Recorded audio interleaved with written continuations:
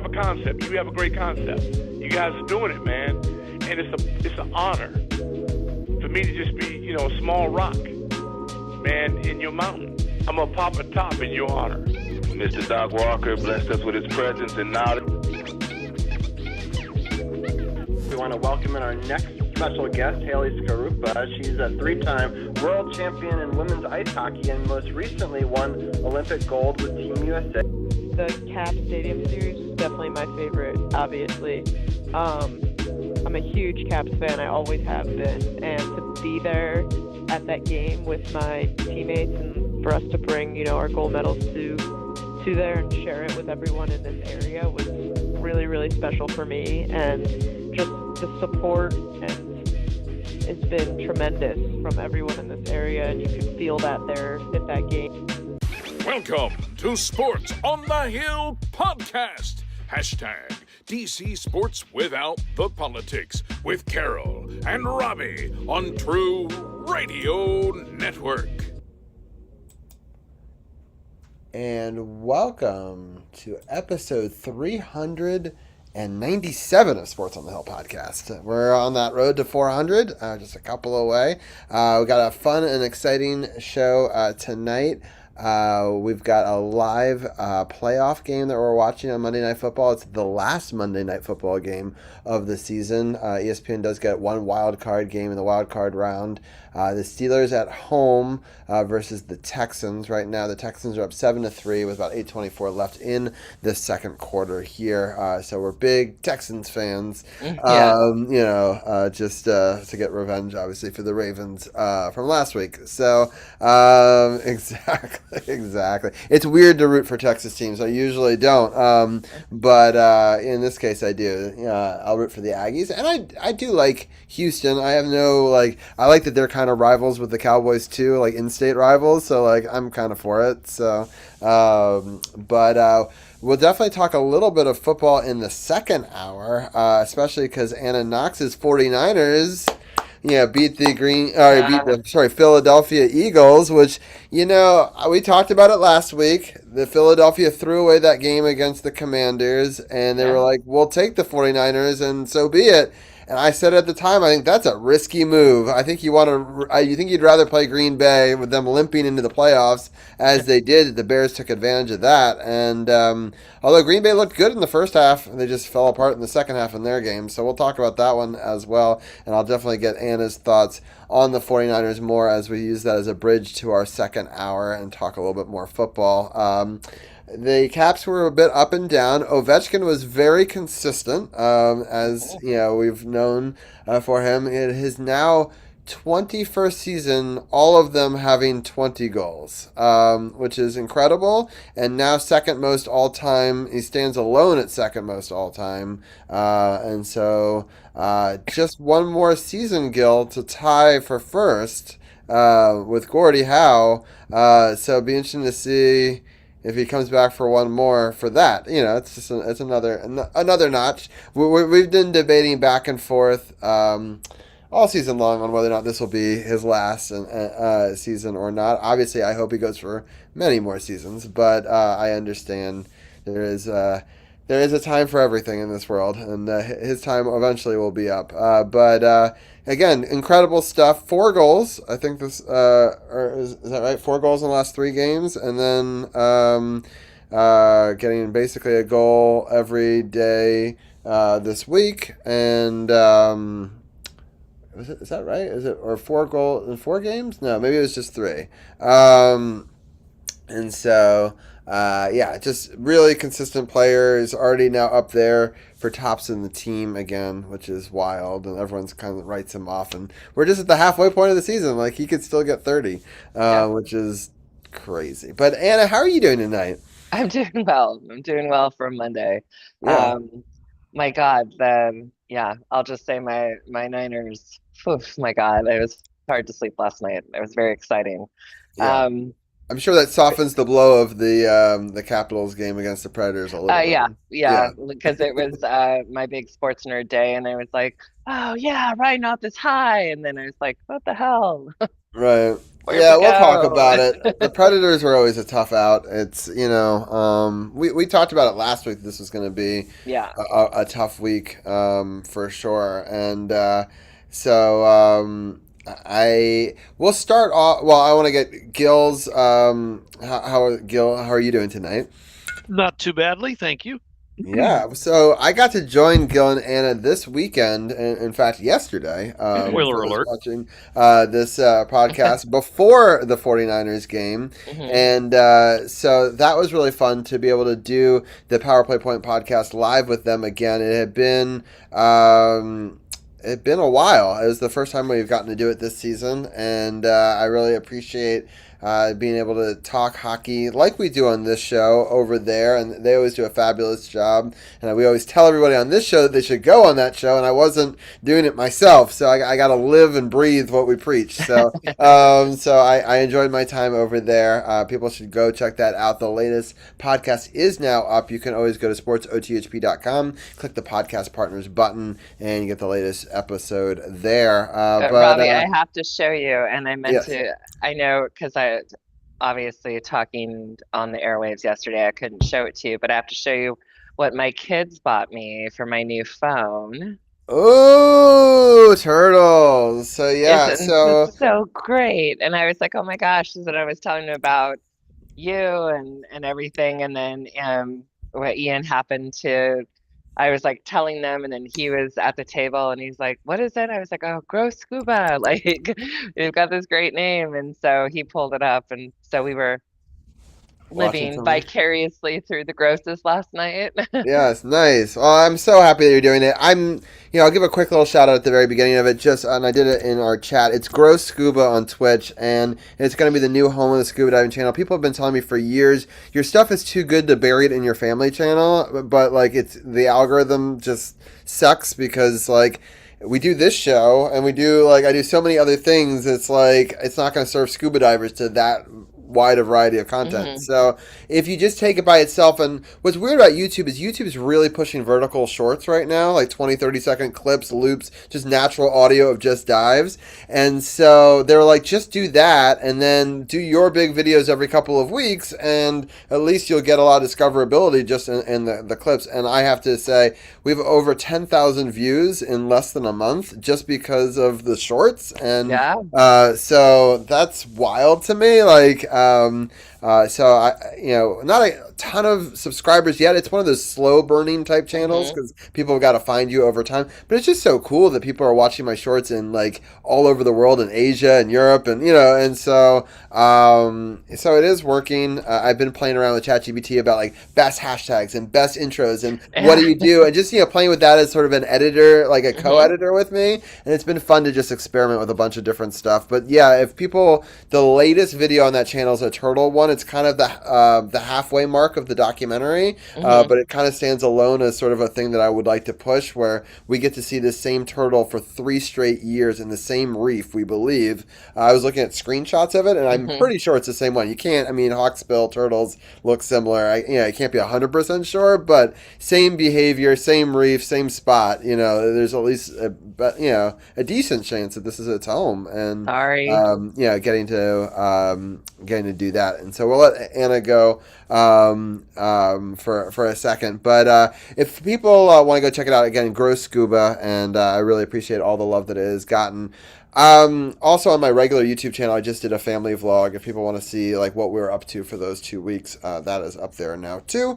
But anyway, enough of the promos. Let's get into some hockey talk. If you wanted to know a little bit more about the first game of last week, you should tune into last week's show. You can catch it on YouTube, which is youtube.com/RobbieGross, or twitch.tv/RobbieG_sports_THP, or you can catch us on the Facebook page, which is called SportsOTHP.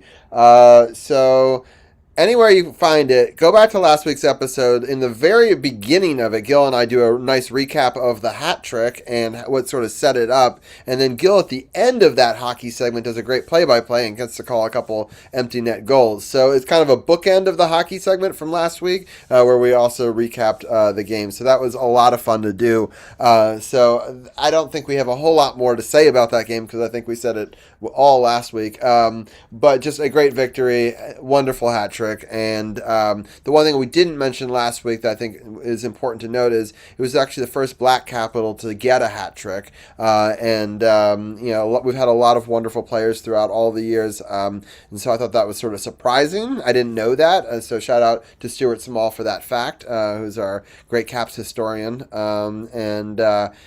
So it just what a cool night. I was super happy that we got to call it live and talk about it, and we had a fun episode of WWE Raw right afterwards with Sith and Champ, and I got to talk about the championship match live on air. So that was really fun as well. So definitely go back and check last week's out for all that stuff. But Anna, I'll get your quick thoughts on that first game with the sword if and the hat trick. And I said that Gil and I talked about it all last week. So, but we didn't get to hear your thoughts on it. So what are your thoughts? Yeah, as much as I was sick. It was amazing to watch, and I said one of my most favorite things was just seeing how the bench reacted to the Hattie, how sort of what like they just all embraced each other, and it's just awesome, and it just makes me love this team that much more. Yeah. So sure. Supportive and then of course Gil and I were saying yesterday, like we couldn't believe thank God for Stuart and his comments because that was just what a cool statistic. Yeah, he's always got such great. Definitely give him a follow on Facebook if you want to know about history, both about the Capitals or Black history and DC sports history, and that's the most well-traveled bear I've ever seen. He's no doubt. To go to more courtside seats and more and well photographed. more courtside seats than anyone I know. So. So that's great. Let's get let me see if I can get my screen share going. And then we can let's see here. Where is that VLC player? Here it is. And let me get a couple of other things adjusted real fast for hockey, and then I move this bar this big to make us a little bit bigger. And there we go. And so we got the first goal. The only goal, unfortunately, of this Dallas game, which came after we were already down 3-1. So that's annoying. So hold on. What happened here? Sorry. So Gil, do you want to sort of set this? I mean, we hate Dallas. They always beat us. They've beaten us 7 out of 8 times in our barn. I've gone to at least 2 of them, I think, at least, maybe 3 of those losses. I stopped going to them, Gil, because I often get offer tickets. I'm like, nah, not even. I'm not going down this road, and it's kind of like a schedule loss. And sure enough, like I didn't even. I'll be totally transparent. I didn't even watch this game because I knew it was going to be bad, and I did stuff with the kids instead. But good choice. Yeah, exactly. I'm happy I didn't. But Ovi did score his 18th of the season. I'll let Gil break this one down. It's pretty doomy, gloomy up until this point. That Caps decided to make a stand. As you can see, the time very late when they decided to do it. But classic face-off win here. Back to Carlson at the point. And then over to Ovi, who does what he does just below the left circle and blasts it past to Smith for the one and only goal in this game. But at least with Ovechkin, you get your money's worth here, sort of, anyway. A classic goal by him, and it was his first of quite a few this week, as Robbie mentioned earlier. So there was that. Mm-hmm. Right. I wonder if they think that it's worth it. You used to have to score like 4 or 5 goals in a win to get 50% off Papa John's, and now it's just whenever he scores, right?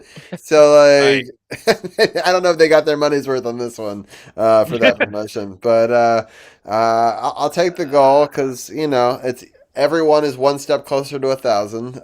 So, I'm still pushing for it because why not, right? But it's just... It's so impressive that at this age he still does it. Everyone knows it's coming. Doesn't matter. No one can stop it. And I was talking to someone today about it at this new fitness club. Well, it's not. It was actually my old fitness club that I rejoined after 3 years. And we were chatting, and he said, he could stay on that team forever, and they just force feed him that, even if he doesn't do anything else. Like, just have him out for the power play, and you could probably have him for another 10 years. So I was like, it might not be wrong. Like, it's just, Yeah. it seems ingrained in him to a point of it's just muscle memory at this point. But Anna, what are some of your thoughts? Oh boy. About the whole game or about Obi? I'll let you take it however you'd like. All right. Well, I think we discussed that I thought it was two things. It was slow and sloppy. It really immediately with Dallas scoring a shorty, you're just like the fuck, and then here we go, and they just didn't seem to be in sync. It was really, they seemed really, really, really off. And for me, the thing that stood out the most wasn't even, 0-2 power play, which we've kind of gotten used to saying that. For me, it was the McMichael call. I was a little shocked and a little shocked that it was called abuse of officials. He kind of just lost his shit a little bit, and they weren't going to take it. He obviously learned his lesson for the next games, I should say. But yeah, so you know what? If Ovechkin's going to score, however he's going to score, I don't care. I'm going to take it because, again, he's our GOAT, and I love to see him score, whether it's he's the only goal or he's one of 7 goals. I'll take it. Yeah. Gil, do you have anything else that you want to share about this game? I don't know what else to like. They're really. I mean, no, It sucks. not really. No. They came out flatter than a punctured tire, and they paid for it. Yeah. Didn't take this game very seriously. I mean, sorry to be brutally honest, but that is what it looked like for I would say the first 55 minutes. Yeah. Yeah, for sure. I mean, yeah, I don't have a whole lot more to add to it other than like they got to do better, and it's. Anyway, we'll move on because there's not a lot good to talk about. But the next game was kind of a great revenge matchup for a couple, weeks ago when we were chatting about how we should have beaten a terrible Chicago team without their best player. Ironically, this game's the flip. They get the player back and they do significantly worse. So, in the other barn. So it's just like an absolute, like, as much of a 180 as you can do between these two games here. But it all starts off well, which is usually a good sign for the Caps when we score, early and often. So I'll let Gil break down the first goal. Okay, so it starts out with a scrum in the corner here, and Caps are the beneficiary. Goes back to Carlson, who does his thing at the point. Faravari puts the shot. Well, it's actually one of those shot passes, or a slap pass, if you will. So let's roll it again here. Faravari sees Beauvillier coming in on the right-hand side just enough to get the backhand on it, corral it quickly, and then get the backhand on it. And one more time here, you're going to see number 53 set the screen, which is also an important component of this goal. So it's very interesting to watch how these goals are built. And you'll notice it's kind of a no-frills week. We're going to go back to basics here. Just watch the play and how it develops. So one more time, Carlson to Faravari, sees Beauvillier, and Frank creates the traffic in front. Very well-built goal. I wish the Caps would do this more often. And look where the goal is scored, right at the net. What do I keep saying? Go to the net.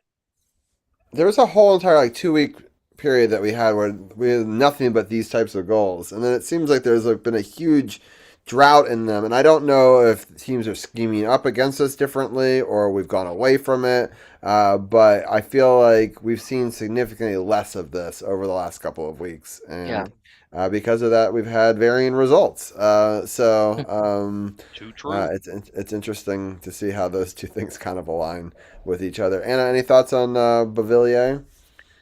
No, I mean, other than love to see him score, but I also feel like this has been I don't even know what to say, like a standing ovation for Farivari. It's like he has just been kicking ass, and I feel like he absolutely needs to be acknowledged for his smart plays this week and hopefully going into next week too.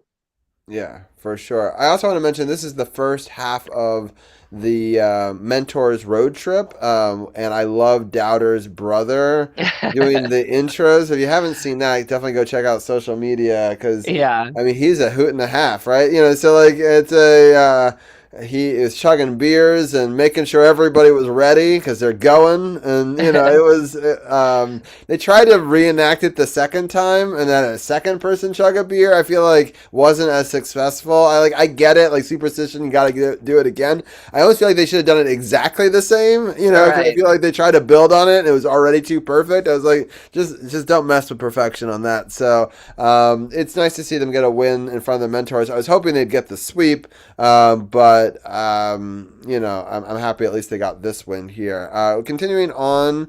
We got Connor McMichael, who is just playing out of his mind with this new line, and Yeah. I love what I'm seeing from this second line, or as Gil was talking in 2 and 2A possibilities in the future on his show. And but Gil, what are your thoughts on this Connor McMichael goal? This is pretty good here. So it's going to start with a face-off loss, actually, but then Leonard, the disturber, recovers it, finds Michael streaking towards the goal, and call it luck, call it skill, but this was kind of one of those, let it slide past the goalie. It was a kind of a fake shot if you look at the It's replay. funny. It kind of was like the original thing was a shot, and he's just slowly directing it, little bits, pushing it ahead, in front of the thing, and then just angling it a little bit more. It kind of reminds me of like some Olympic sport action, that we're going to be seeing in a couple of weeks. So like curling, just trying to edge it in there, right, and it gets right between the legs, and for a goal there, but. For if people don't realize, we're talking Olympics on episode 401, 2, and 3 coming up in a couple of weeks, which I'm very excited about if people didn't know. And by the way, Anna, did you know that the Super Bowl and the Olympics, that is just wild that they are I had lining no up. idea until you said that yesterday. I was Yeah. kind of blown away. Yeah, NBC, man, they put a lot of money into one day. They'll have Right? probably the craziest ratings day maybe in history. If especially if it's the 49ers can somehow get back to their own Super Bowl, right? So That would be amazing. that would be amazing. So that's what we're hoping for. So but Gil, any other thoughts on this Conor McMichael goal? So like you said, this line is really, really cooking. The MLS line is the tentative name for it. I hope somebody somewhere can come up with something better because, like I say, I really would like to see these trio of great hockey players named after something better than probably the crappiest soccer league in the whole world right now. So if you're listening, if you're watching, think of something because yeah, that's crap. They deserve a lot better. This is another great effort by those three guys. Yeah. Well, I thought about it yesterday, and I've sort of coined them my chef's kiss line. That's a Um, start. just Yeah. because it's just perfection and it's just amazing, and I'm going to keep it at that. But I'm not going to make that the final name. It's just my stepping stone. I'm just so bummed that sort of after having such an incredible run here, got injured. Yeah, and talk about that line. He's been such an important part of the chemistry there, and I'm hoping it's not too bad. He had kind of an unlucky week. He collided with McMichael in practice during a drill, apparently, and that uh, resulted in a bloody nose. Nothing broken, but his nose was in a bandage the rest of the day. And then later on in yesterday's game, he gets hit in the nose again by an Ugh, errant puck. it's So gotta hurt.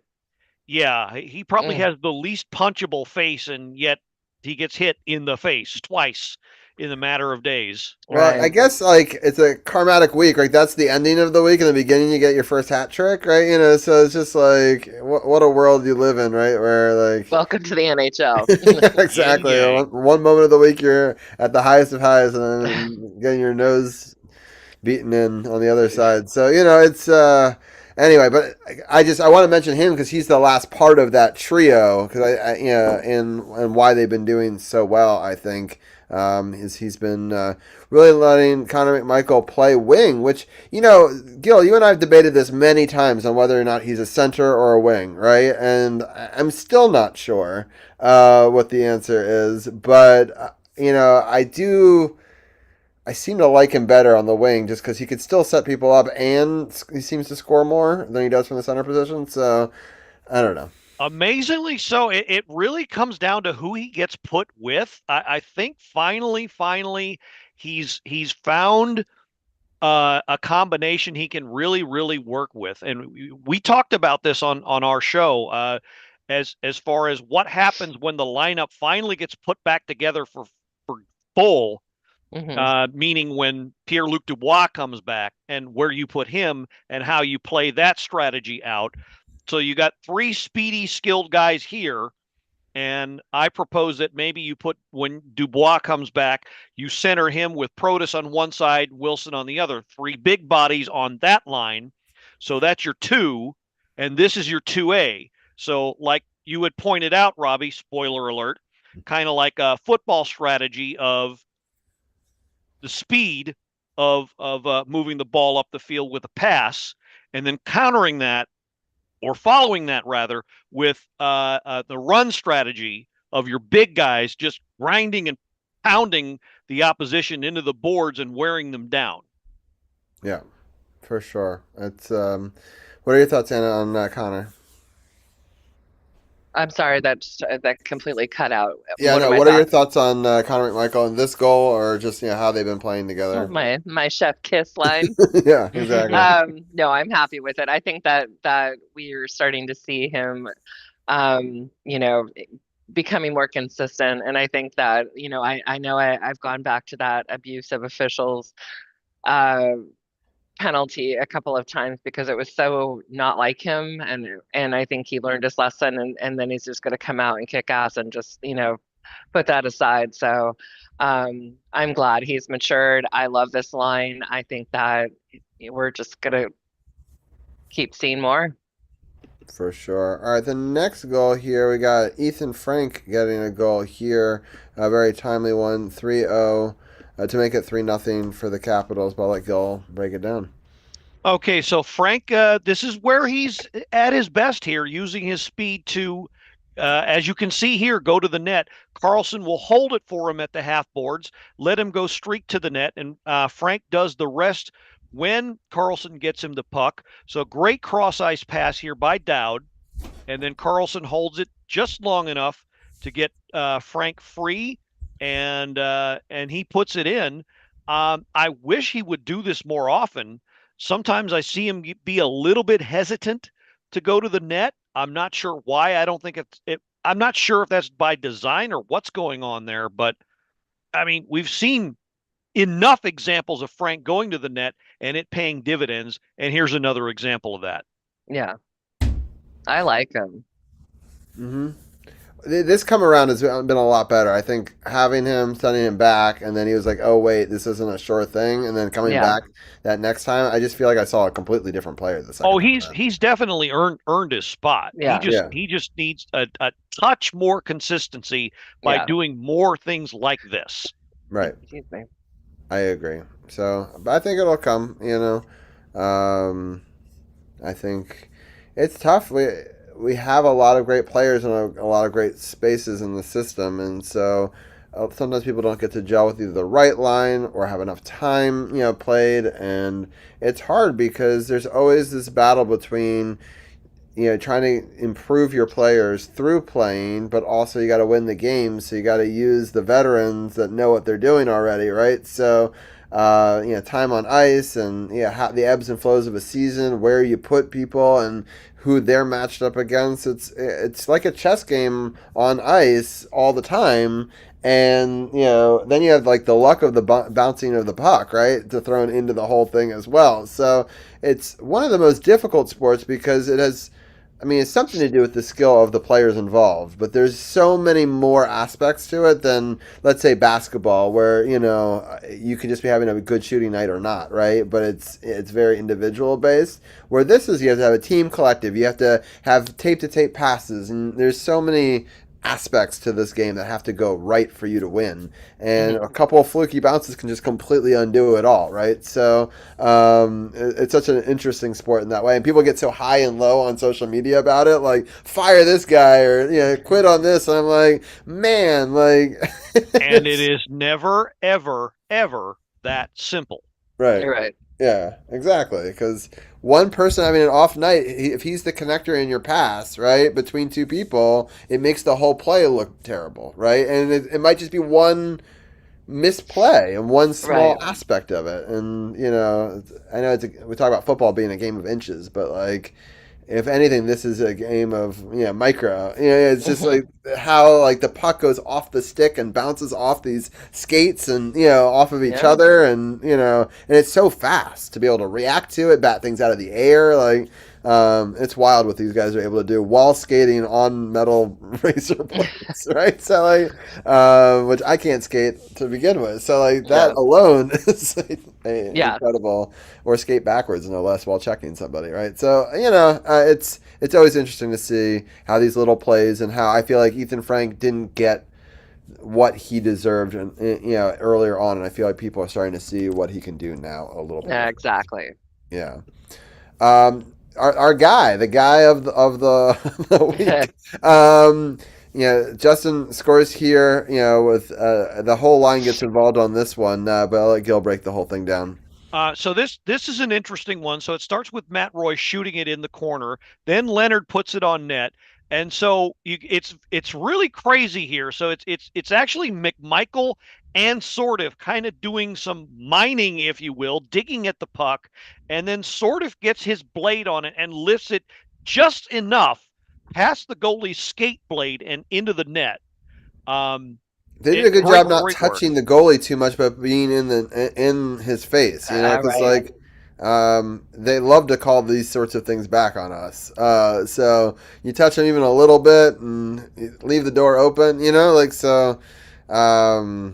I think some incredible work down low, as they say, to be able to get this goal, but. Some wild stuff. I had to replay it a couple times to truly understand what had happened in that one. But Anna, what were some of your thoughts? Yeah, no, this is I think exactly why we love this line so much, and just the skill of Justin Sordiff is shining through on this, which is great, which is why we all love him.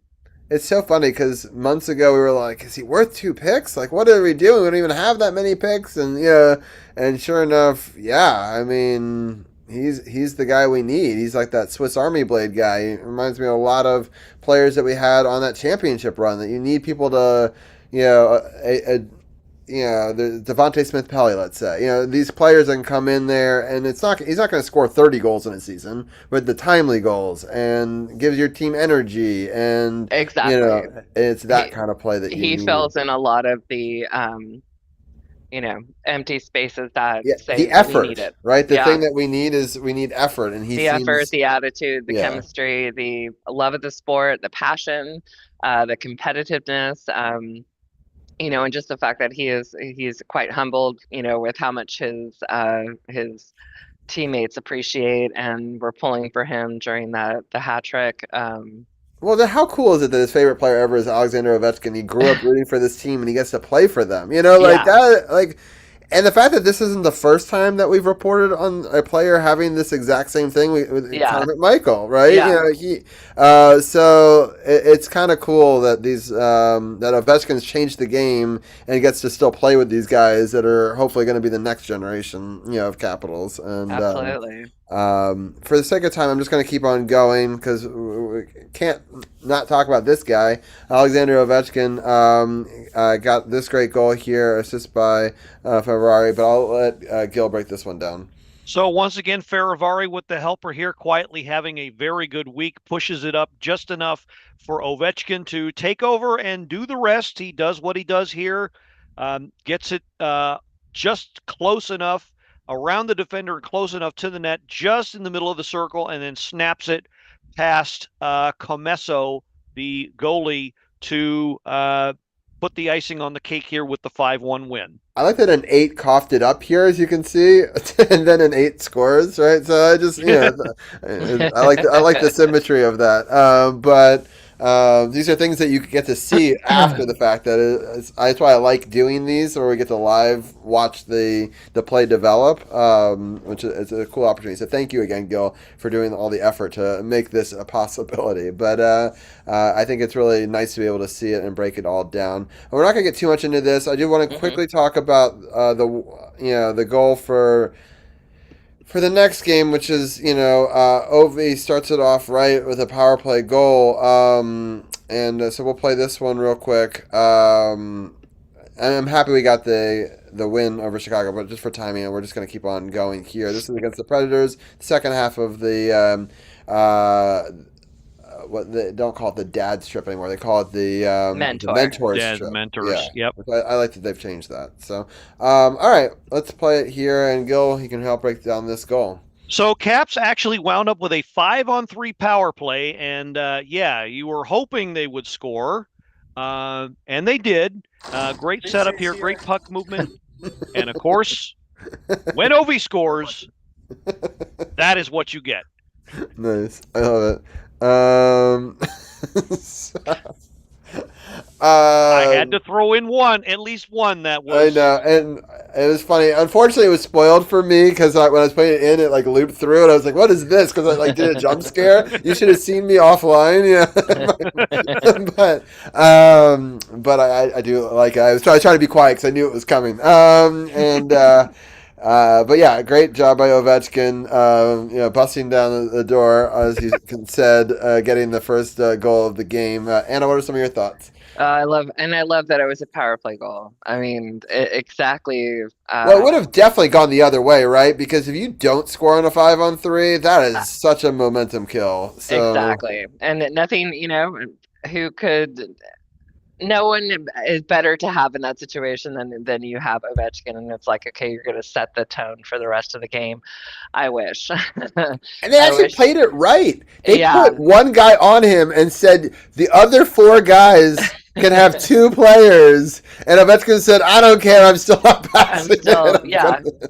I mean, he's just a complete badass. But look how close 48 is to him. Carlson's. I feel like been completely consistent, and I love it. And Leonard, I'm like, oh my God, absolutely. Our power play has improved so much since we added Ryan Leonard to it. Yeah, I think that was a necessary. I mean, we're still 2 for 5 in this game, but I will take it. I will take. There were games where we weren't 2 for anything. So exactly. I was gonna say we've been 1 through 4 for 2. So the fact that we had 2 out of 5. I'm okay with. Yeah. I mean, if we had gotten 5 out of 5, it would have been a different result in this game. But, there's a... It's a stepping stone. It is what it is. Unfortunately, the other team scores the next 3 goals, right? But then we get Ethan Frank on another power play goal, as we were talking about. I'll let Gil break this one down. So speed is a great element to have on a power play, and who better than Frank to show us here? Right in the middle. Great pass, by the way, by Ovechkin and Strome. Great puck movement. And, okay, so why am I displaying this? Well, there is a fellow podcaster of mine I recently had on our show. His show's called the Official Caps Chirk Podcast. On Twitter, he refers to number 53 as Ethan Corn-Fed Frank. The reason he calls him that is because originally he's from Nebraska. I did not know that. Okay. So I figured, why not do like Frank, a corn husk? Why a corn dog? Frank. Oh, okay. Corn. Who puts that much thought into it, gal? Put together on a Gross. stick. Be careful. We may clip these images of you doing all this wild action. Seriously. Leaving himself open. I feel like I need some puppets here, maybe, or the doll to show me where it hurts. Okay, so I'm sorry, I'm going too far. God. All right, but I'm happy Ethan scored. Anna, do you have anything? I don't. I don't have a corn dog comment or anything to make at this moment. Right.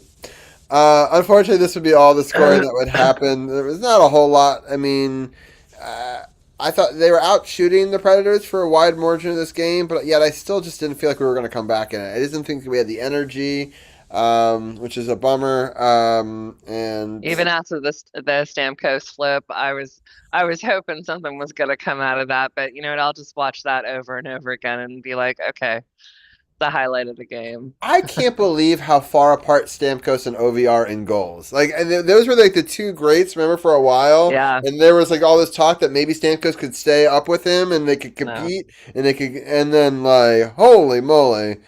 Yeah, Stamkos has 400 gil. Maybe it's 500. He actually just passed 600. Oh, 600. Okay. But 900, the difference of 300 goals. In the end. Like, and at that age. and this is both. I'm going to sound like I'm making an excuse for Stamkos, but it's a testament to his resilience, but also to Ovi's durability. Stamkos has been slowed down by a couple of knee surgeries. I think he's torn his ACL. I'm not sure it's the same knee or both, but he's suffered through 2 ACL tears. And he's definitely gone downhill, but I give him credit for being such a good leader and such a good locker room presence that they keep him, in there, and he's gotten to play for all these seasons. So he's actually come on of late too. He actually started this year not very well, and he's come on and scored like something like 10 in his last 15 or something like that. So he's actually turning it on now and helping that Preds franchise turn it around this season. Yeah.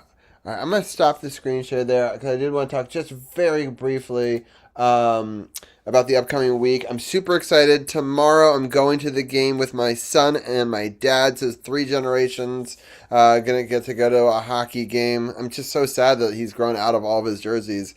And then the only other one I have is like way too big on him. So like, I don't know, like I may have him looking like a, but I'm excited to go. We decided on the Power Play Point podcast that I would wear my Tom Wilson on the hopes that maybe he might come back into this game. It is a bobblehead night. It is against the Montreal Canadiens, which is exciting to always have another country involved. And Zach is super into flags and countries, and we're trying to go to Canada later this year. And so, what a cool thing for him to get to see a team. Montreal's been playing up and down over the last couple of weeks, but a tough out. So there's definitely nothing guaranteed in this one, but I'm just loving the opportunity. We'll be up at club level, and so my dad got it through University of Columbia. They did like an alumni thing for this event, and very cool. You get all you can eat food or something. So I'm in. So like we're in the corner,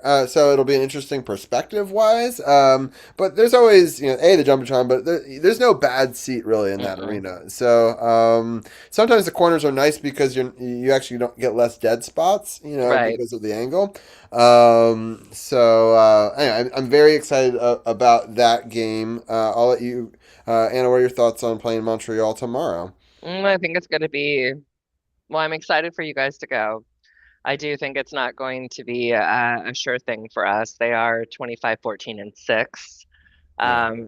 Suzuki is always one that's just going to be there, kind of kicking ass as he does. But you never know.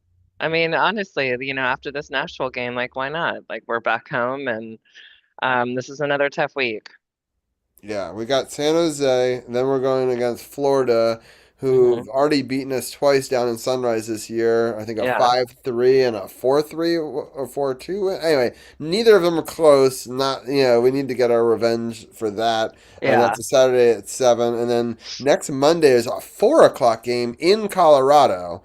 All right, Right. so it's going to be an early start for them on MLK Day. So if you have off for MLK Day, which as I am a person who works for myself, I can make sure I have off, on MLK Day, and that'll be a fun game at 4 o'clock in the afternoon. So if you are available to watch said game, Colorado is one of the best teams in the NHL. I think we'll probably lose. They're one of the best home teams also in the NHL. Not an easy place to play, especially turning around from playing Florida at home and then have to get all the way out to Colorado. But should be an exciting game nonetheless. And so that game will actually be right before our podcast next week. Not right before, but before. And so we'll actually be able to do like a post game show for that, which is not something we often are able to do.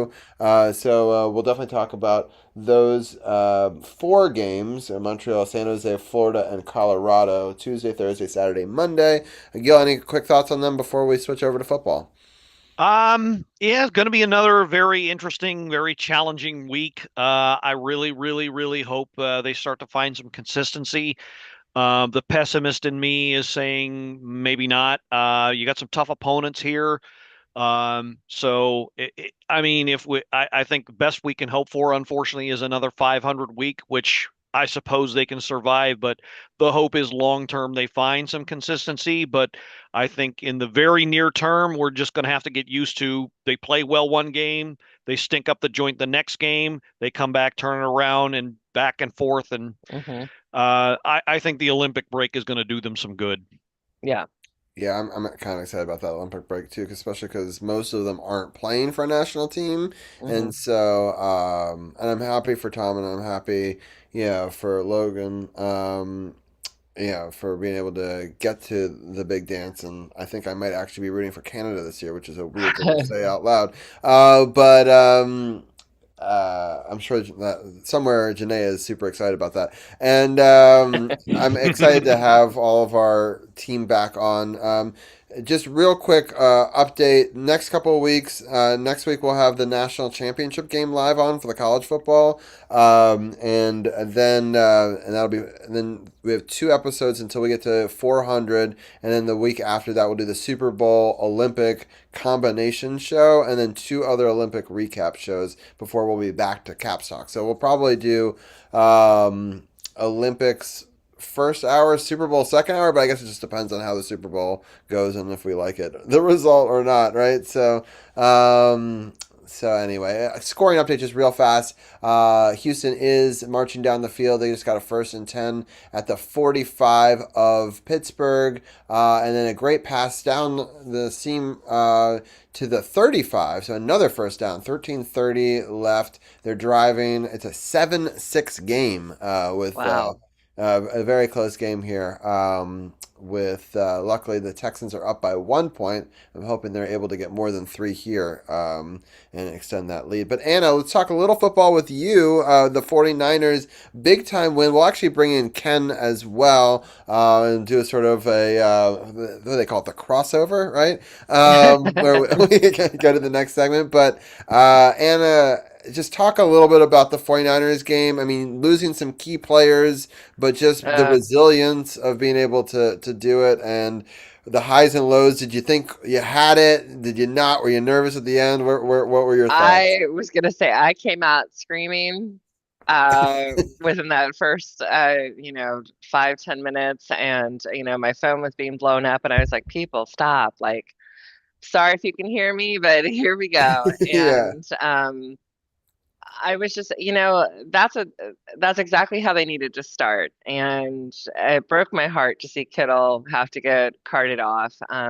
He's such a great player, such a great presence, but man, did the rest of the team just rally and make smart plays. And Brock Purdy is one that I think people don't give enough credit to when you're looking at like a Josh Allen, and you're looking at that. He's up there. He's got some grit to him, and I like him. I always have. But Kittle, makes me And sad. But then, of course, we cannot forget Mr. McCaffrey. I mean, he was incredible. That one catch he had at the Oh, tip and stuff like that, insane. I mean, the best of wide receivers can't make that play, and he's No. the running back. So like, we talked about this in the past. Champo said it too, that we think that he's one of the top receiving, running backs in the game. Maybe one of the better of all time. It's 100%. just really incredible what he does from that position, and what a safety blanket to have. I mean, if you can have someone like that on your team that can, do both of those things as a safety valve, you have a chance in almost every game, right? Yeah. And I mean, but I mean, of course, he was the star. your Jennings, defense, though, at the end, what an yeah, incredible play on that fourth down to knock it away. right. They had a chance, and those Eagles teams, whenever they have a chance, they're dangerous. And I don't know. I was just so proud of the resilience of the 49ers. Shout out to ex-coach of, the Commanders, Shanahan, just, putting a masterclass. And yeah, just some I great mean, stuff. he's intense, my God, and always has been. His dad was. I mean, it's like not always the most likable person. But you gotta respect Kyle Shanahan and his calls and what he does and how he holds this team to this level, and you can tell like they don't want to disappoint him and get the wrath of him. But it's like, then you got Lynch on. Oh, it's just a very cool San Francisco vibe, and I just absolutely love it. And honestly, even like my brother and I spoke yesterday, we're like, hey, listen, if they don't even go any further, Oh no, um, it's a victory for the season. But what an opportunity right in front of you guys, right? The yeah, team that takes the number one seed, the team that there was a chance that you guys could have beaten in that game, and great defensive matchup. Both teams have great defense. It hmm means you have no idea what's going to happen. It's whatever defense shows up last, in a right. situation like that, right? So, great matchup against Seattle. I'm very excited. It's one of the games I'm like really looking forward to the most Yeah, next I mean, week. I know it's going to be tough, and I certainly hope that we don't play like we did last time. Right. But I think it's always been a great rivalry. I am grateful that Pete Carroll's not their coach anymore, so I don't have to look at that face on the screen with his Right. gum chewing. Um, but I'm looking forward to it, and again, it's kind of, I love the fact that all the teams that are you know in this playoff going into next weekend were not Super Bowl champions last year. So Right. it's kind of cool to see, like, let's see other people Yeah, no, I think it's very other than the cool. Eagle fans. And I know that there's a chance you're not coming on our show next week because you're taking the every Right, other right. week thing. We'll So that, see. but if the 49ers win, I do Oh my request God. you really consider it. So I'll just put that out there as what I would love to see. But Yeah. I will. No pressure, No, obviously, I and a know. lot of it's not even in your control. All black, or I'll be coming Exactly. in all in all Right. red. So yeah. So, No, that's but great. Champ, it's always awesome to see you briefly. yes. Um, Hello. Yeah, we'll all get right. Champ's thoughts on all of the football action in Yeah. just a couple of minutes. But and I know that you had to go going, so I'm gonna let you go. But thank you so much. It was so fun getting to be on the show with you and Gil. Yesterday, and I hope that everyone goes and checks that out. Again, it's on the SportsOTHP.com, and click on the podcast partners button. You can get that one. Also, Champ just put up the latest No Spots podcast. You can catch that over there while you're on that page. So thank you guys for being great podcast partners, all three of you guys, and I'm excited to continue this show and hope that you have a great week, Anna, and even a more successful. I guess it's Saturday, right? The game. Yeah. Did they announce the time of which one is which? I didn't see the time as of late, but I think it's going to be the first one. So I would assume You it's talking about San Fran and Seattle? Yeah, yeah. it's TBD. 8 p.m. Saturday. They just announced it. Oh, Oh, 8 they p.m. did just 8 announce it. p.m. Saturday. Damn. Okay, that makes sense though because well, I guess the other one's in Denver, so it's not like it's that much earlier. So I don't know. But Yeah, because the other one's Bills Broncos, so that must be the afternoon game, and then I thought, I would have thought it had switched, but that's Yeah, both 1 versus the lower seed matchups are Saturday. I think Bills Broncos is 4:30, okay. and then Seattle and San Fran is 8:00. There's an opportunity here if Texans win that it's 2 1-6 matches and 2 1-2-5 matches, which I thought was kind of interesting on both sides of the board, right? You know, it's hard to line that up, but it's interesting nonetheless. Yeah. Sweet. We'll have a great rest of the show, and I will maybe see you in a week. There you go. Go Niners. All right. Thanks, guys. Have a good one. Have a good one. All right, Gil, any final thoughts before we let you go tonight? Not really. As I said, look for Caps to continue their quest for consistency, but I don't think they'll find it anytime soon, unfortunately. I do want, if you'll indulge me, I do want to briefly kind of touch on a topic now that we're segueing into football. Stuart Small, I'll just briefly summarize this. On his personal Facebook page, posted an open letter to the NFL from a military veteran. And long story short, he's like, look, NFL, can you cool it with offering up all of these games to streaming services because you are pricing people out of the market? And it just seems to me like, I'm sorry, editorial here, but why are you doing this to your fans? You are already the #1 sports league in North America. Why are you doing this to your fans? Why are you pushing people away in the name of this?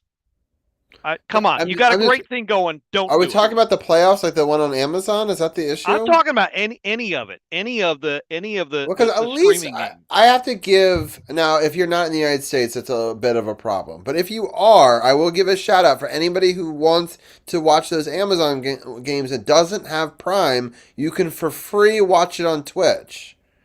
So which is the platform that we're streaming on, right? So I understand the thought process, but most of the games are on the major networks. There's very few that are not, that are. Well, I'm more mad at the NHL, for example. I don't necessarily disagree with the thought process, but in the NHL, I just gave up ESPN, because I didn't have the premium streaming version. Oh, their model is beyond broken. Everybody's known that for years. So I'm not going to get the ESPN, what used to be called Plus before, but now it's called Select, right? Games, because I would rather have HBO than an ESPN, so we got rid of it, and I still have ESPN through YouTube TV, but I'm not going to do the premium and then the extra level, and it's just, I feel like Disney is just becoming money hungry at this point. So I do, for a point, agree with you. For the most part, it seems like the NFL, I'm just thankful that next week, I think all of them are on the major networks. Well, so. I'm just fearful that it's a trend that will continue and grow, and more people will be priced out of the market. This veteran makes a point. These are folks that are living on fixed incomes that may not be able to make the jump to afford and buy into streaming services. So just something I wanted to throw out there to consider. Yeah, no, it's an interesting topic, because that's something that I hadn't really thought about. Although I do think about how, just to get rid of cable and to go to streaming and cut the cable and all that sort of stuff, it ends up, then you add all these things back in, it ends up being about the same. I never anyway, understood right? that. It's an equal trade-off. But I just wanted to raise that point, just to kind of raise some awareness, because I've always thought the NFL had a great product, and it just doesn't make sense to push some of your most, diehard fans away in the name of more money. I have a question, Gil. Last question before I let you go. Do you watch the playoff, product, once if the Ravens aren't still in it and stuff like that? Oh, absolutely, absolutely. So I have the Texans Steelers game on in the background right now. But did you watch all the other games this weekend? Oh, hell yes. Yeah, I thought this was one of the greatest wild card weekends I've seen in a long time. Especially the first 4 games. The fifth game, last night wasn't. Not so I mean, exciting. there's got to be a dud. You can't have 6 games and have 0 duds. But I was the first 4 games. Whoever was leading through at the 2-minute warning ended up losing most of those games, right? So that shows you. Wasn't there one game that had like something like 4 lead changes in the last quarter? Right, and then another one, in the Bears where that was I think that was Chicago versus Green. No, was it Chicago versus Green Bay? It may have been because I want to say it was the Buffalo Jacksonville game. Oh, that one did go back and forth. Yeah, the Green Bay one was like they were down like 18 and came back. That's only happened 4 times in NFL history. That was wild to see. That's why the Eagles should have wanted to play Green Bay and not the 49ers. So that was a bum move. We talked about that last week, champ. That was not a smart move to just give up on that game. And no, it wasn't. And it proved to be the dumbest move ever. That's why Philly media is basically crucified and wanting to scapegoat the head coach. Yeah, Sirianni. They're all over. I think they want him to go. That's what I'm hearing. Which is wild because they won the Super Bowl the year before, right? So it's like short-term memories, but that explains Philly fans for you, right? In a nutshell. First round exit, not forgiven, no matter what sport, especially if you're the champs. Yeah. So I'm gonna go ahead and let you guys do your thing, but thanks for indulging me for that. I just wanted to put that out there. For sure, Gil. Well, I appreciate it as always. Definitely good. Everyone should check out the Power Play Point podcast. I had a blast on it yesterday, and I definitely go check out. I'm sure Gil will have a wonderful episode this upcoming week as well, and we'll be back next week to break it down with us. And hopefully, as a side note, hopefully I'm going to get some footage from tomorrow, either do like a reel or save the clip and show it next week as well from a little bit of live angles. So, but I appreciate Gil always being a great co-host for the hockey segment, and we'll talk to you soon. Awesome. All right. Night, guys. All righty. All right, Ken, how are you doing tonight? I'm chilling, man. I'm just chilling. Hoping that once we get done with this, I can go to sleep right away so I can be in the office tomorrow. But yeah, for sure. And then we got Arun. I think we're going to be bringing in a second as well. And I was playing like, where in the world is Arun with his backgrounds? So we'll play that game in just a second. In this Steelers game, unfortunately, the Texans were driving, but they got nothing for it. Matter of fact, they got more than nothing. Stroud got picked off. I know. Well, I mean, that was nothing. But yes, it's not good. Rodgers is running for his life on this last play here. Yeah, it's both teams seem very frustrated right now. I'll put it that way, and neither can be happy with the 7-6. Neither offense has been able to really get anything sustained going. Like when it seems like they got something going, something ends up happening. Stroud's put the ball on the ground twice already, and Aaron Rodgers hasn't had a turnover yet, but he hasn't been as sharp. Oh, fuck off. He just went for it all right here, and good play by Ford to look back, though. That's what they teach you, is like you can have hand checking, but you got to be looking back. He's definitely holding them. They definitely could have been called, but if he's not looking back, it would have been called, right? So yeah, he's looking back, and I think that's why he was able to not have to get that call of a pass interference. Yeah, it may have been should have called anyway. I feel like he was kind of getting away with it. Yeah, a little bit. That should have been a PI. even though we're rooting for the Texans, that should have been a PI. Right, exactly. It was close, but yeah. Yeah. So anyway, while we wait for Arun to come on, let me switch up the graphics real quickly,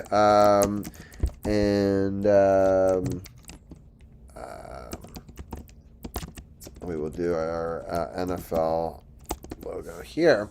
And so it's been a fun week. Let me see if I can switch our screen. And I was going to show a little bit of the stats from some of the games as well. But I think we'll just go through the games in order. Because that they were all so good that there's nothing really I want to skip on this one. Let me just pull it up here, and then I will share, and then Arun can join us whenever he is able to be a part of it as well.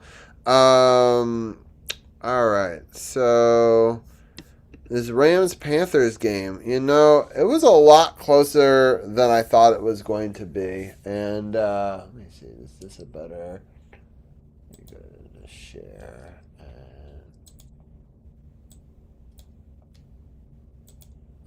Oops, wrong way. Sorry, I'm just adjusting a little bit, which I'm sure I'm gonna have to adjust it back when Arun gets here. But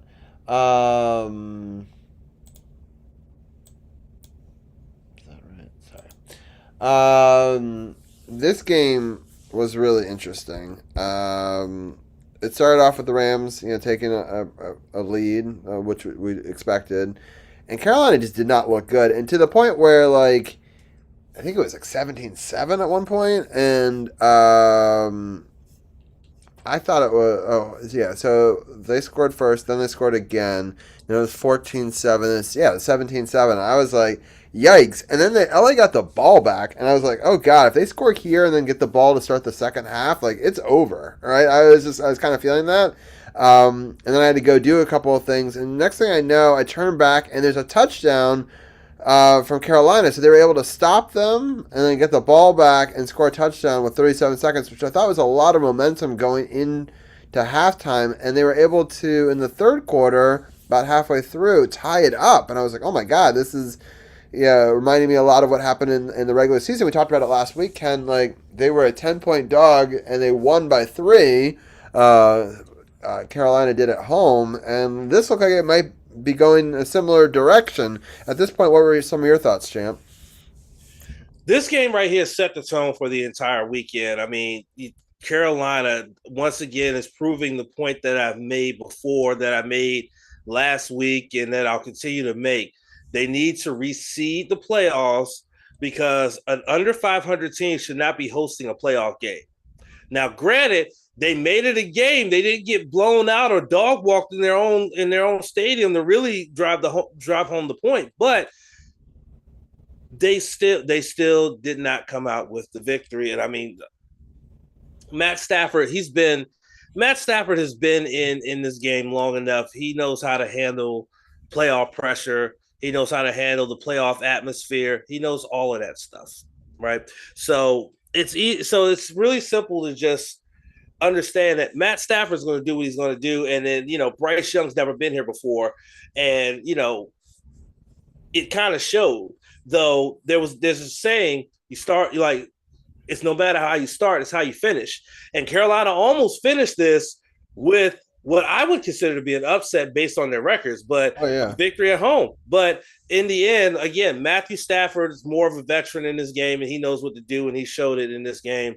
But this was a great way to start wild card weekend. Arun is in the office, it looks like. So welcome on in, Arun. How are you doing tonight? Good. I was trying to set up a Simpsons Zoom background, but that didn't work out too well, so I'm at the office. I knew that he was doing something behind the scenes. So, Arun, at this point, when it was 17-17 in the third quarter, what were some of your thoughts about this game? I thought the spread was way too big. It was like 10.5 points the Rams were favored by, and there was some weird stat where the team they have this thing called DVOA, which is they rank teams on how bad they are, and the Panthers are one of the worst teams to make the playoffs. But the worst teams that make the playoffs typically win their first playoff game at home, given that they're below 500 division winners, and that includes the Seahawks, who beat the Saints on that Marshawn Lynch touchdown. And usually that team wins, but I think the Rams are just significantly better than the Panthers, and they couldn't overcome that. Even though the Panthers did beat the Rams earlier in the season, it just wasn't Stafford was just cool and calm down the stretch, and the Panthers defense didn't really step up to the challenge. Yeah, so I'll check out the 17-17. There was a field goal by LA, but Carolina comes right back down the beginning of the fourth quarter, scores a touchdown. makes it 24-20, and then the back and forth starts. Then Matt Stafford scores a touchdown, and then Bryce Young scores a touchdown and takes the lead with 2:39 left. But you kind of felt like there was always too much time. And then Matt Stafford got a 19-yard touchdown with 38 seconds left, made it 34-31, and that proved to be the final score. But man, both teams really put up a show, and I give a lot of people were questioning the Panthers. We were joking about whether the NFC South should forfeit their spot last week. And credit to them for showing up and making a game of it. So they proved that maybe they did deserve to be there. I'd be curious to see if the other two teams in Tampa Bay or Atlanta would have put up as much of a fight, more or less, or whatever. But Carolina... Tampa Bay would have put up the same fight, and they probably would have won. Yeah. Because they're a much better team than Carolina. Yeah. So it's unfortunate that they didn't win more games than Carolina, right? They had their opportunities and they let it. Well, no, I think they finished with a 3-way tie, but it did, but they didn't win more. So the fact that it was the same screwed them, right? So they had their opportunities. They only won 2 of their last 6 or 2 of their last 8 games or something crazy. The Buccaneers. I guess they had a lot of injuries, but they also lost to teams like the Dolphins and the Panthers in Week 16, so they kind of deserve what they didn't really deserve to make the playoffs either. Yeah, for sure. I think the whole NFC South didn't deserve to be in the playoffs this year, honestly. Yeah, it was kind of like a placeholder. It just reminds me of the Commanders made it that one year when Taylor Heineke was the quarterback, and we gave the Bucs the best game out of anybody, and we were the below 500 team. Man, so I'm looking at the Buccaneers season, and it mirrors what we got with the Colts season, where both teams had somehow find themselves with 7 or 8 wins, through the first just barely half of the season, right? And so they were just dominating. It looked like there was no chance of them missing the playoffs. And then in the second half of the season, after the bye week, this is the Buccaneers. Lost to New England, lost to Buffalo, lost to Rams, beat Arizona, lost to New Orleans. That's a bad one. Lost to Atlanta, not good. Lost at Carolina, not good. Lost at Miami, not good. And then they finally beat Carolina. But by that point, you're not salvaging it when you've lost 7 of 8 going into that game, right? That's a rough stretch for sure. But yeah, I feel for them. But the early season Tampa Bay Buccaneers, if that's the team that started off, winning their first 3 games, winning 5 out of their first 6. If that team had showed up in the playoffs, I think that they could have won for sure on that one. Let's get into the next game, which is the Packers and the Bears. This was another fun one. I love this game. And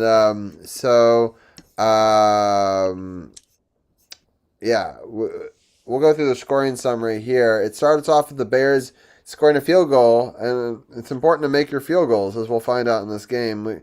We've got a touchdown for Jordan Love, making it 7-3. Then they get 2 more Jordan Love touchdowns in the second quarter to make it 21-3. And it was interesting. They interviewed the coach at halftime, and he was convinced that the Bears were going to come back. He's like, they do it all season. This is not over. We have to finish.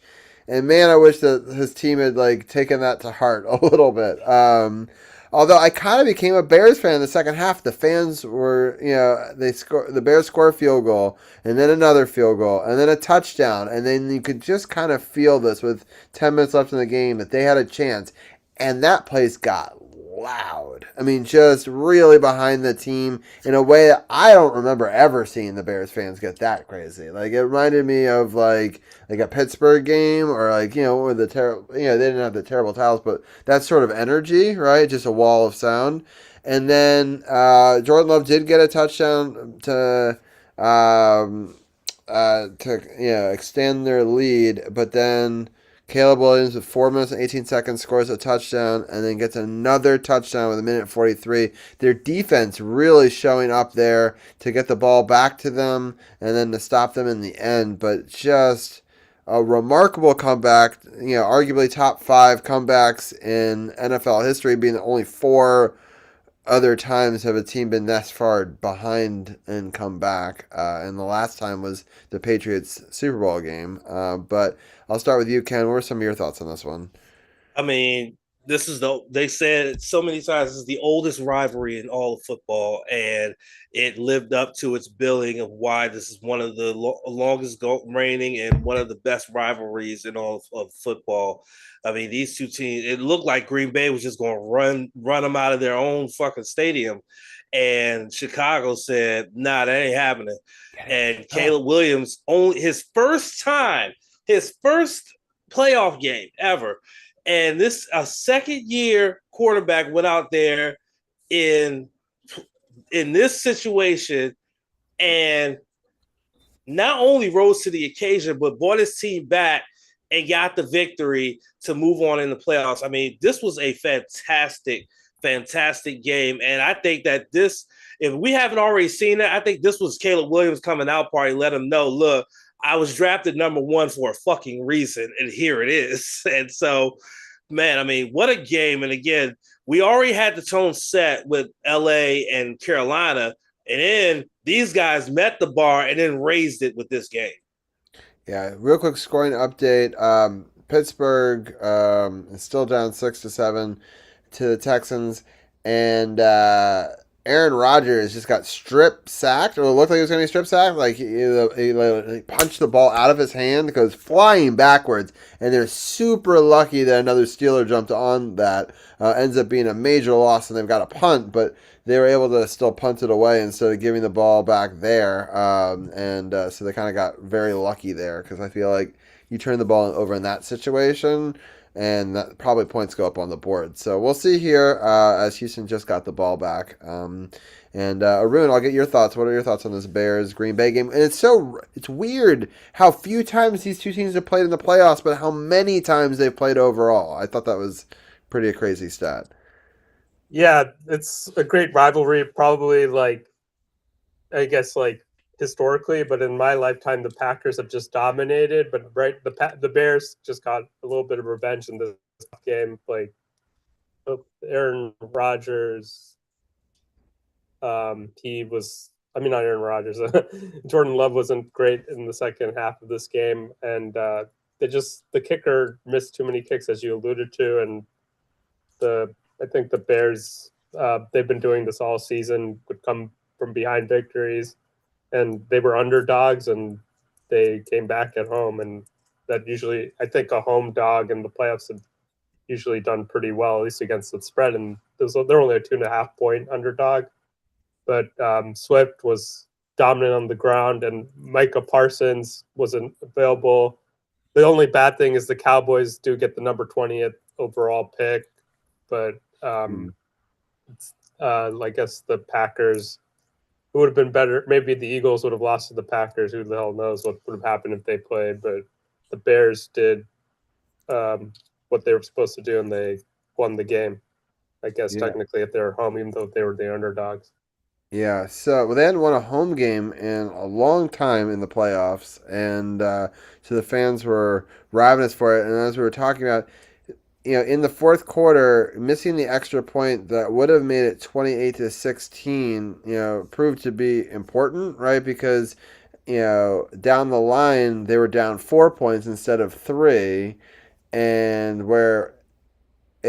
also, the Bears did get a 2-point conversion in there, but still, there's an opportunity there where a field goal ties it if they had made that extra point, and it doesn't, and it's just a great effort by the Bears. They've been one of the best comeback teams all season long. And matter of fact, Robbie, I have a stat for that. I believe this was Caleb Williams' 7th fourth quarter comeback or game-winning drive this season. Yeah, wow. 7. Man, and coaching makes such a huge difference, right? And I laughed so hard at that handshake at the end of this game. The run by, which they had been doing, I guess, for all 3 of the games, and just it caps off this wild period where they played 3 times in 35 days, I think, because there's a famous quote. Where he was like, I love beating Matt LaFleur twice this season, right? And so and he ended up doing it. Yeah, exactly. So it's just Albeit it took a third game for them to do it, but whatever. This game, that's the game you want to do it. 'Cause I find that sometimes the team that wins the first two, if they play in the playoffs, it often doesn't. Rarely do you beat a team 3 times, So often the other team wins it in that scenario. So maybe it's for the best that they split it earlier. But anyway, a great game nonetheless. I really enjoyed watching it, and man, I felt like Sunday had a lot to live up to. If those were just the 2 games on Saturday, and it started off pretty well. This Bills Jaguars game, 50-yard field goal in the first quarter. In the second quarter, we got Jacksonville coming back and making a touchdown to make it 7-3. And then Josh Allen rushed for a touchdown. He's pretty incredible how many rushing touchdowns he has. Because it's not, I don't know, like, he's not that conventional rushing quarterback type, He's not. Yeah, so, like, it always surprises me that he has the most games with 2 rushing touchdowns in NFL history, right? So I think he currently has the lead for rushing touchdowns by a quarterback in their careers. I think he overtook Cam. Yeah, so that's pretty amazing. It'll be interesting to see if he keeps that forever because there's so many more rushing quarterbacks now than there ever have been. But just anyway, in the third quarter, so I mean, at halftime it's 10-7, very close. In the third quarter, a field goal extends it to make it 13-7. A field goal by Jacksonville makes it 13-10. In the fourth quarter, Trevor Lawrence gets a touchdown. And makes it 13-6. And they get the point after for that. Touchdown for Buffalo just a few minutes later makes it 20-17. And then a touchdown back for Jacksonville again at 4:03 makes it 24-20. And then Josh Allen rushed up the middle for another 1-yard touchdown, which with 1 minute 4 seconds left gives them the 27-24 victory. And their defense was able to hold. But I'll start off with Arun this time. Arun, what are some of your thoughts on this game? The Jaguars refused to run the ball, even though I think they had 99 yards on their first 9 carries of the game. That they put it in Lawrence's hands, and it didn't always end that well. And the Bills, they scored the game-tying touchdown with almost about a minute remaining. The tush push got them first and goal at the 1, and I thought they scored a little bit too soon. But I guess their defense held up, even though the Jaguars kicker has been great all season. They just needed they probably just need to get to the 50-yard line for him to get in range of his field goal range. But the Bills defense held up, and Lawrence, and that turnover at the end of the game was costly, and it was ultimately not to be an overtime game. And great game by Allen, and he was clutch in that drive down the stretch, and they deserved to win the game. Yeah, I thought everyone thought that they scored too early. The announcers thought that. Everyone's like, with that kind of kicker on the other side, who now has the top 2 spots in NFL history for distance. I mean, he looks like he could kick for 80. He's such a dangerous, proposition to, with him. But Ken, what were some of your thoughts on this? Well, I said it in our group chat, and I meant it. Clearly, even though they scored a little too early to a lot of experts' opinions, at the end of the day, the coach believed in his defense. He believed in his defense. He believed his defense was going to do what it needed to do to stop them, to keep them from getting into Cam Little's field goal range, which they even showed on TV. His field goal range was the 50. Mm-hmm. That is absolutely insane. That anytime you see that little thing, it's usually around the 30 or 35-yard line or something like that. But his was on the 50. I was like, all right, yeah, they are crazy. But believed in his defense. Josh Allen once again showing why he's been in this situation before. He knows what to do, except now he does have to deal with Patrick Mahomes and the Chiefs raining on their parade. But this was a really good game here. Another one in the line of good playoff games this season. And Buffalo proving that they are battle tested when it comes to the playoffs. No shame for the Jacksonville Jaguars to have, because of the turnaround that they have, having 13 losses last season and then having 13 wins this season. Just a great turnaround. Just sucks that they were one and done, but I think that they have the nucleus, they have the core pieces of their team that I think they can make another playoff run. But I think if they make that playoff run next season, they will. They won't be one and done again. I think they'll advance next year. But good season for Jacksonville, and Buffalo gets to play on. Fourth quarter point differential. Houston is plus 78, and Steelers are minus 42 on this season. Houston's been a fourth quarter team all season. It seems like that's when they seem to wake up, which that's not going to work very well in the playoffs if they continue to be only a 15-minute team instead of a 60-minute team. Yikes. A two-time Pro Bowl selection wide receiver Nico Collins is out injured now. Yeah, he hit his head on the turf.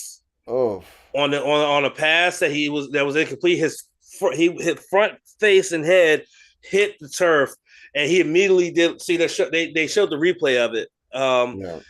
And what happened, like he couldn't brace himself and whatnot, and he just went straight face and head first into the turf. So I'm sure this is a concussion. Yeah, it did not look good. So we'll see if they're able to, how well they're able to do without one of their best wide receiver threats.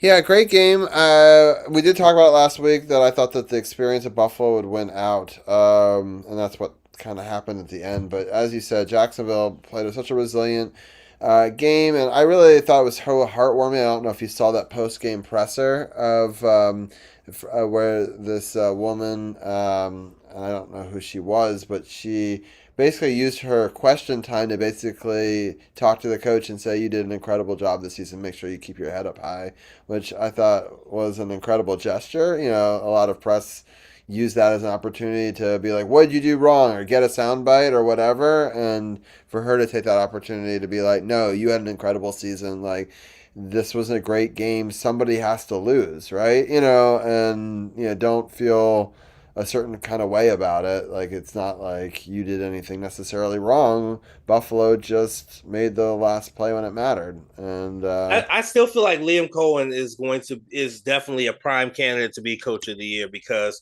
he took a team that had 13 losses last season and not only got flipped it to 13-4, but won the division and made it to the playoffs. I mean, that's a great turnaround for a team, honestly. And I think that he is a big reason for that.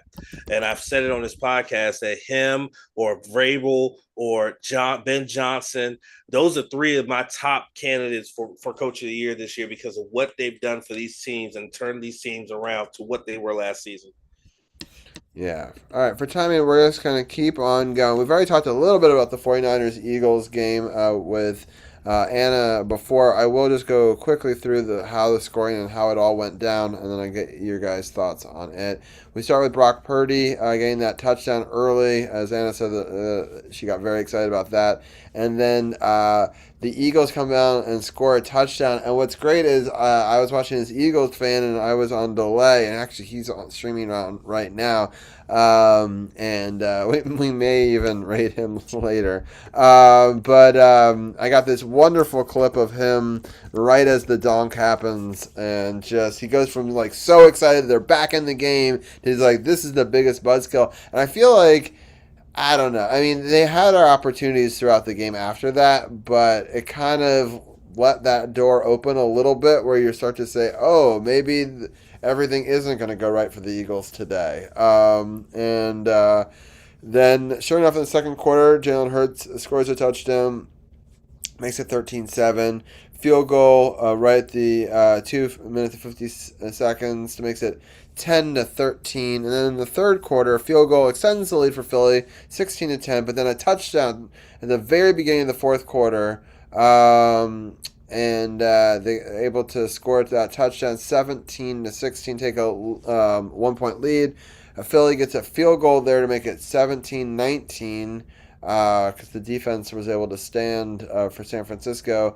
And then San Francisco marches down. But I thought they scored with too much time. 2:54 It's a pass for a touchdown, 23-19, and Philly starts to drive, especially at the after the 2-minute warning, and it looks like Jalen Hurts is going to get completion down low, and it's deflected away on fourth down by San Francisco, and San Francisco is able to hold on and get the big time victory. I'll start off with you, Ken. What were your thoughts on this? And I know we talked about it a little bit at the beginning, but any other thoughts that you have on it? I mean, what did we say? We said Philly made a mistake sitting all of their starters for what they thought was a meaningless game against the Commanders. And not only did they end up dropping a seed, but then they lose. They're one and done. The defending Super Bowl champions are one and done. This was another good game here. It was a little bit more defense on this game than it was a couple of these other games, but a really good job by San Fran. Yes, they're 12-5 but finished third in their division, but they still are a very good team. Though they're going to be hurting a lot with George Kittle going down with that torn Achilles. And so that the offense had to step up with him off the field. So good job, San Fran, and cry, Eagles, cry. Yeah. So, Rune, what were some of your thoughts on this game? Yeah, I didn't really understand the Eagles' strategy either to lose the game. Not only if they had won this game, they wouldn't have home field in the second round. So it was assuming that the home team, the Bears, had won. So it was a weird decision not to go for the win, and it cost them. And even though the 49ers lost Kittle with an Achilles injury, the 49ers kind of outcoached them with that trick play by Juwan Jennings, and McCaffrey scored the go-ahead touchdown off that pass by Purdy. So it's just a good effort. I think Kyle Shanahan outcoached Sirianni, and I think maybe some of the coordinators for the Eagles get fired, especially on the offensive end. Yeah, it was a great game to see. The next game, we actually have a friend of ours who just joined chat, Richard Loves Music. He said he's got 2 words for us. First is Drake. Second is big surprise May. Okay, I'll shut the F up now. So he's a big time Patriots fan, but they deserve to be a little cocky today. I mean, they held a good Chargers team to just 3 points the whole game. This is definitely like the dud, quote unquote, of all of them, just in the sense of like, but yeah. So the game starts, the scoring starts, I should say, in the second quarter with New England getting a field goal pretty early into the second quarter, and then an answer by the Chargers makes it 3-3, and then one last field goal right before halftime makes it 6-3. They get one field goal in the third quarter towards the end of it, with just 1:34 left. It makes it 9-3, but I'm still waiting for the other shoe to drop and for the Chargers to drive down and get one touchdown and make it 10-9, and it's a different ball game, right? But it doesn't happen. The defense is able to hold up. In the fourth quarter, at 9:45 left, Drake May does score that touchdown and makes it 16-3. And with how their defense played, they were able to have that hold up. But it just was not that great of or exciting of a game, I would say. More of a defensive effort. But just I thought that both teams were struggling a lot. New England was able to get a bunch of field goals here and make it, a bit of a... Oh, get fucked, Aaron. And there's more. Oh, my goodness. Big man touchdown. Oh, I missed this. See, I talked about a shitty football game. I should have been watching the game live. That's why I made weird faces on stream. Yeah, I wasn't paying. I was reading. But so... This is what I get. All right, so this passes. They're at the 30 or the 43 or 42 yard line of their own 42, and he gets just walloped. And then the big guy picks it up and runs it down for 30 yards. Oh man, that's a headshot, but I guess legal. I don't know. Yikes! Aaron Rodgers gets clobbered. Big Jesus time. Christ. Right? Even on the replay, it's like, Yeah, I'm watching the replay now, and I'm like, oh, my. yeah. So, He's making a couple big hits on the last 2 drives. yeah. So I'm Those excited. are what we call in the wrestling business. That's a get out of the business hit. That's a Yeah, it could be. That's a quit the business hit. Yeah. It could be. I wouldn't be surprised if like when they hit the off season, Aaron says, "Yeah, I'm done." Yeah. Oh. Especially after this game, he might be like, "Yeah, I'm done." Yeah, he's washed. Man, big guy is bumbling and stumbling down there and getting in for that touchdown. But big scoop and score, as they say. Yep, scoop and score. It's I don't think we really need to talk too much about this Patriots Chargers game. I mean, wasn't a lot of offense, but they scored when they needed to. I don't think we need to talk more about it, except New England are who we thought they were. They're still a gritty, gutty team, and they're moving on. Yeah, for sure. All right, Herbert is not good. We're not good in the playoffs. That's it. That's all I want to say. All right, let's talk.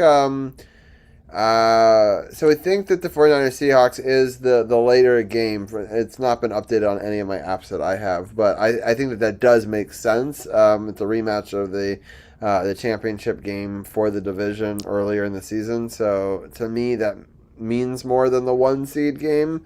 And usually the 1 seed gets a little bit of rust. So I'll be interested to see how the Broncos even do against the Bills. But let's start with the 49ers Seahawks game. And Champ, what are your thoughts? Do you think that the 49ers have enough firepower to somehow get past the Seahawks D at home? I'm gonna say maybe. I mean, they lose George Kittle, and you know the situation with Ayuk and the franchise. So we're not talking about him; he's done. But when you have someone like CMC there, who's the last running back that I could think of that was a dual threat like CMC was Marshall Faulk with the greatest show on turf.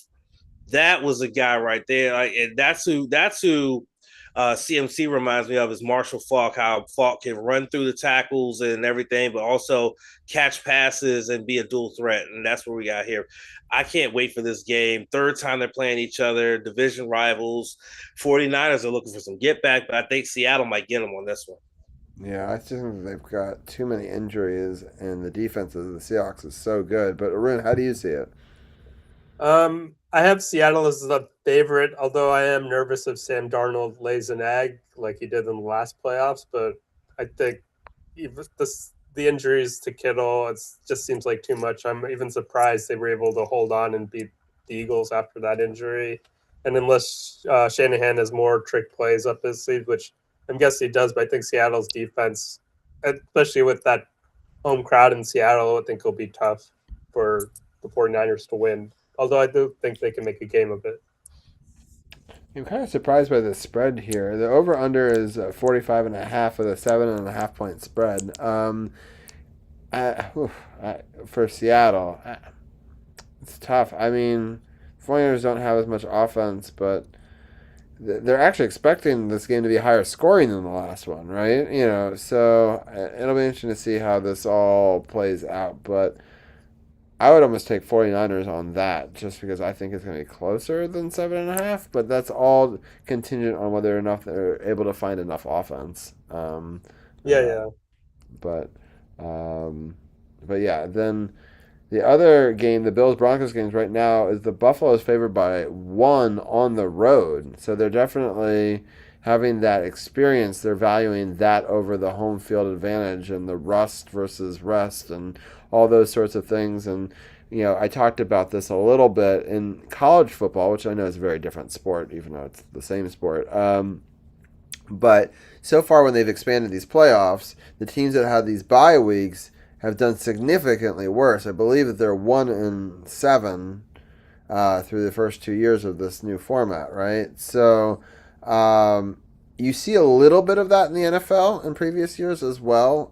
Sometimes well, Robbie, I have to interrupt you because it's different. Because in college football, like once the season ends and you finally have a bye, it's not just a 1 week bye, it's a several week bye. Yeah. Meaning that all they're doing is practicing. They're not in actual games for 3 or 4 weeks. Yeah. And so it's different from the NFL where you play on week 18 and then you have the week off for wild card weekend and then you go into the division. It's a lot different with college because of the fact that their layoff is a lot longer.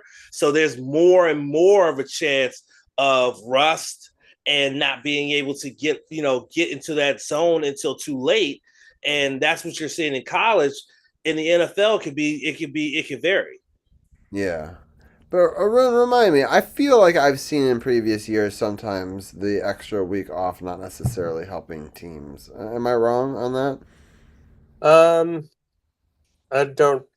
Maybe I feel like it's possible. recently, I feel like the number one teams have seemed to do better. Also, back in the day, there used to be 2 teams that had the bye, and I feel like the number 2 seed went down a lot, and so I feel like that might be changing my memory of things because now only 1 team gets the bye week, and so I wonder how many number 1 seeds actually go down, which is harder in some ways, but Yeah, the Eagles were the 1 seed last year. They almost, I think, lost to the Rams, and that was not supposed to be a close game. Yeah.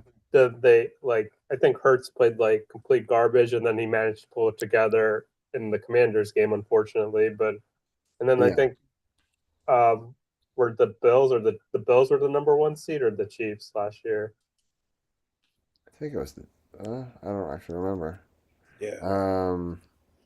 It was one of them, but yeah. I think maybe the Bills lost, right? Right. So, I don't know. It'll be interesting to see how the Broncos, they were just on such a roll, and I feel like the Bills had to play in a tough game, last week, which keeps that competitive juices flowing. So, it'll be interesting to see if the Broncos are able to pick it up. They do have a huge advantage playing at Mile High Stadium, though. That's like one of the biggest differentiators like that you can have in a sport is playing in a different atmosphere, like that's stuff that you cannot really recreate at ground level. So I wonder if the Bills end up traveling there earlier in the week. And the other problem is they have a short week, right? Because the number 1 seed plays on a Saturday. Both the number 1 seeds always do that because they already feel like you've had enough time off.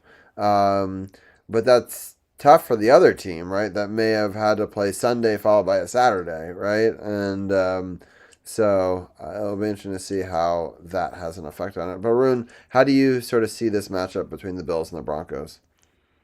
Oh yeah, the Lions were the number 1 seed. The Commanders won. I forgot, right? Yeah.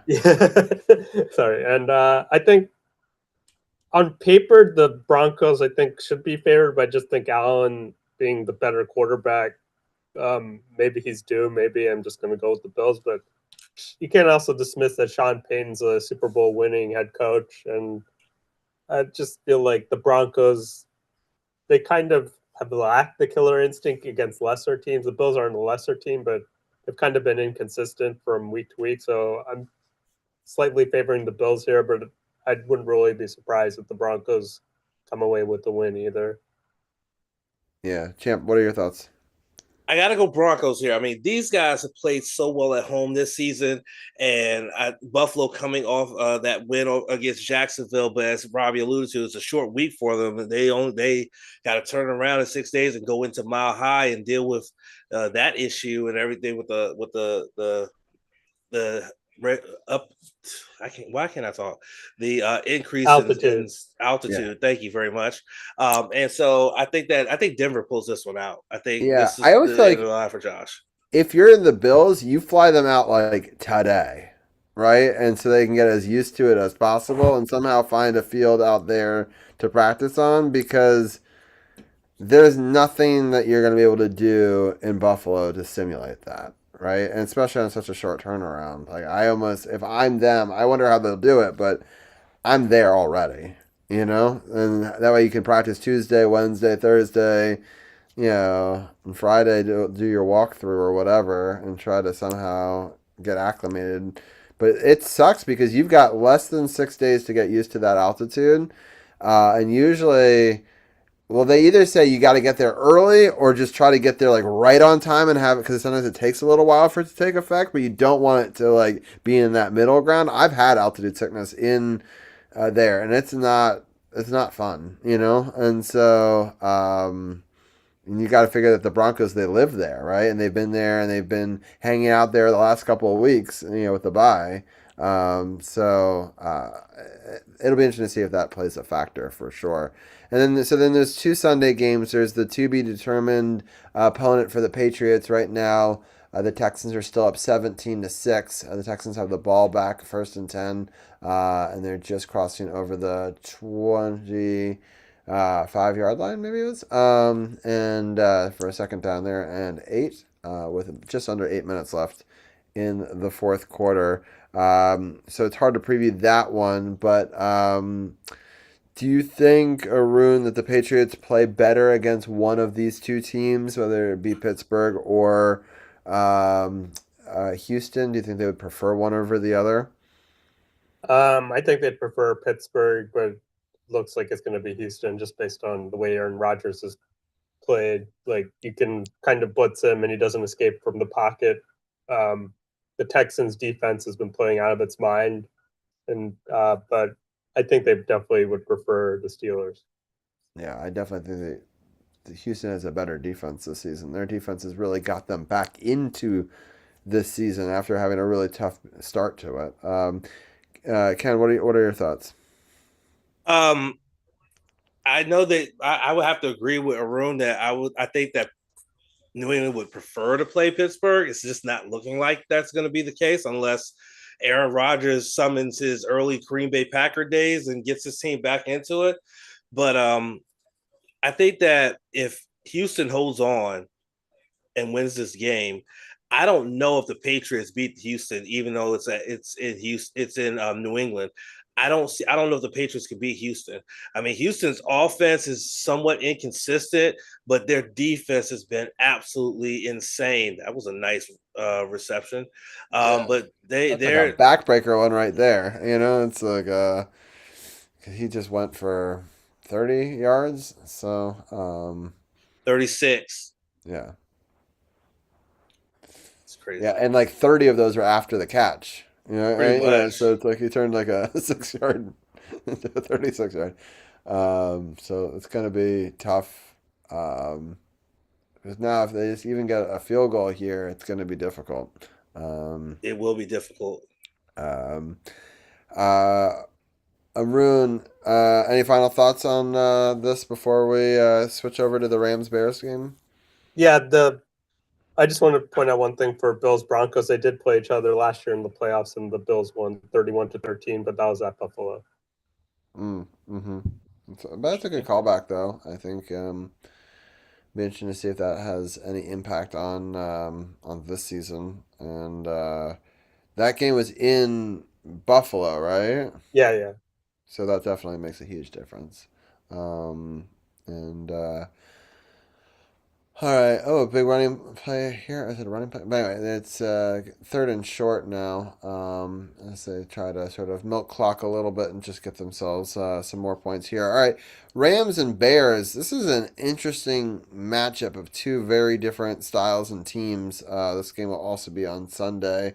I'm kind of becoming a bit of a Bears fan. I liked what their fan base was doing. I wouldn't mind them getting this victory, and it's just I feel like as a franchise, it's been a long time for them, and it's kind of a good story. And I'm sort of sad that they beat us this year. We kind of became this little bit of a rivalry back and forth, but I just kind of like the idea that wouldn't it be funny if the winner of the last play of both of those games ends up going to the NFC Championship, right? With the Commanders beating the Bears at the last play in that Hail Mary one, and then going to the NFC Championship. And then wouldn't it be interesting if the Bears turn around on their last play of that game this year, win it, and then go to the NFC Championship themselves? But Ken, what are your thoughts on the Rams and the Bears? I'm gonna like this game because you have Matthew Stafford, who is just one of the best out there from his generation, and then you have Caleb Williams, who's doing his best to try to become the greatest of his generation, and has done so much in his second year. I think that's going to be the marquee matchup: the Stafford versus Williams, and I feel like Stafford's going to be the better of the two, honestly, because he has the playoff experience. I think that Caleb may end up having a dud of a game, and I think that Los Angeles will advance. Interesting. Aaron, how do you see it? Right now I'm going to favor the Bears, even though I kind of prefer the Rams win, but I feel like we've seen this, like with the Rams lately, they get to the second round and they lose, and I think that's happened the last couple of years. Like a couple of years ago, they lost to the Lions, and they only lost by 3 points, and I think they only lost to the Eagles by 3 points. They'll make a hell of a game, but I think home field and the Bears probably. I'm just taking Chicago, and somehow they're pulling out these wins, like that they They shouldn't. can't find themselves too far behind in this one, though. I think if the Rams get up by 2 or 3 scores, the Bears are going to be in trouble. So I feel like they've got to keep it a little bit closer. And they probably need a little bit of buffer for Stafford for that come from behind victory. But yeah, even then, he was a division rival back like a long time ago, so they maybe some of that is. It's just like the Bears and the Rams. I just don't really trust the Rams have been a little bit too less inconsistent. I mean, more inconsistent than the Bears. So I just gonna roll with the Bears, even though I kind of want the Rams to But win. interesting that you say that. I forgot that Matthew Stafford, with all those years with the Lions, that familiarity might be helpful. But I feel like the system that the Bears are running right now is so very different than anything that he saw when he was playing them. So I'm not sure how much that'll have an effect, but it is an interesting thing to look at, though. I got a false start penalty here, but still first and goal. The Houston's doing a great job of like slow playing this to try to milk this clock down. And they call it like the 7-minute offense, 8-minute offense, and so. Hey, I'm Ben Johnson was a coordinator of that Lions team 2 years ago in the playoffs.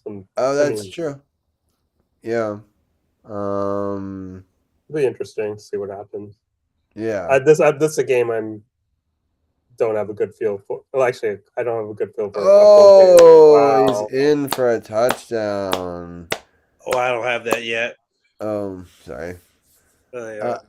But anyway, I'm excited. They were showing that the Pittsburgh has one of the longest losing streaks in the playoffs of any NFL team. So, hopefully that continues now. Yeah, this game is definitely over. Sorry, Aaron Rodgers. 551, 11 plays, 87 yards. That's what you want to do, though. You want to kill that clock. You want to kill that clock because you give Aaron Rodgers time. Suddenly he's gonna go back to his time in Green Bay, and all of a sudden he gonna carve you up. Right, but under 4 minutes, it's gonna be hard. It's 24. He's a time machine. Yeah, so we'll see. It's not quite over, but Pittsburgh hasn't been able to put up much. They have to score 3 times as many points as they have the entire game. Right. Unlikely, but with Aaron Rodgers, you can't say never. Aaron Rodgers don't have Donald. He doesn't have Donald Driver anymore, so he got Calvin Austin. Yeah. All right. Arun, any final thoughts before we let you go tonight? Nah, just no RG3 thoughts right now. I haven't been keeping up with RG3. Gilbert Arenas liked the Trae Young trade, apparently, and so did John Wall, but we'll see. I don't know. We'll see. When is he going to actually play for us? Hasn't he been injured? I think it's a hidden tank move because they're not playing him, but because they were actually 7-5 before they rested CJ McCollum, and the Thunder were 6-5. So the Wizards were actually playing decent basketball, but they want to keep that first round draft pick that's only top 8 protected. It's not so much that they want to tank to get the best pick, but they'll lose this pick entirely if they don't have a bottom 8 result in the draft lottery. And if they finish like 8th, they could finish out of the draft lottery like they have with, I think when they had Denny and Rui, they only had the 9th pick. You can still get a good player at 9, but they won't even have a draft pick. So how does that work? If it's protected, does that then move to the next year, or they just don't get it at all? they get a 2nd round pick. It's from the Russell Westbrook trade. We traded a protected 1st round pick along with John Wall for Russell Westbrook, and that is transferred to the New York Knicks somehow. I don't know when the Lakers traded that not the Lakers, the Rockets traded that pick, but it's with the Knicks, so our pick would go to the New York Knicks. So it becomes a 2nd round pick if it's not. So we get the protected 1st round, and then it's over after this year. So then they don't have to deal with this anymore. So next year they can go for all the wins and not lose their pick. Although they do get a good 2nd round pick if they don't. If they lose their 1st round pick, but they'd much rather have their 1st round draft pick. Yeah, for sure.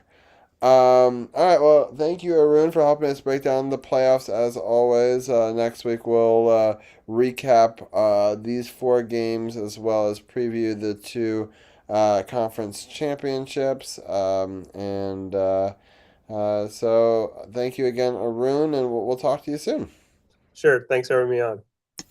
All right. With that, I'm going to stop our screen share and go to our main thing, and we're going to switch and talk a little bit of football. And let me just change our graphic to the no spots.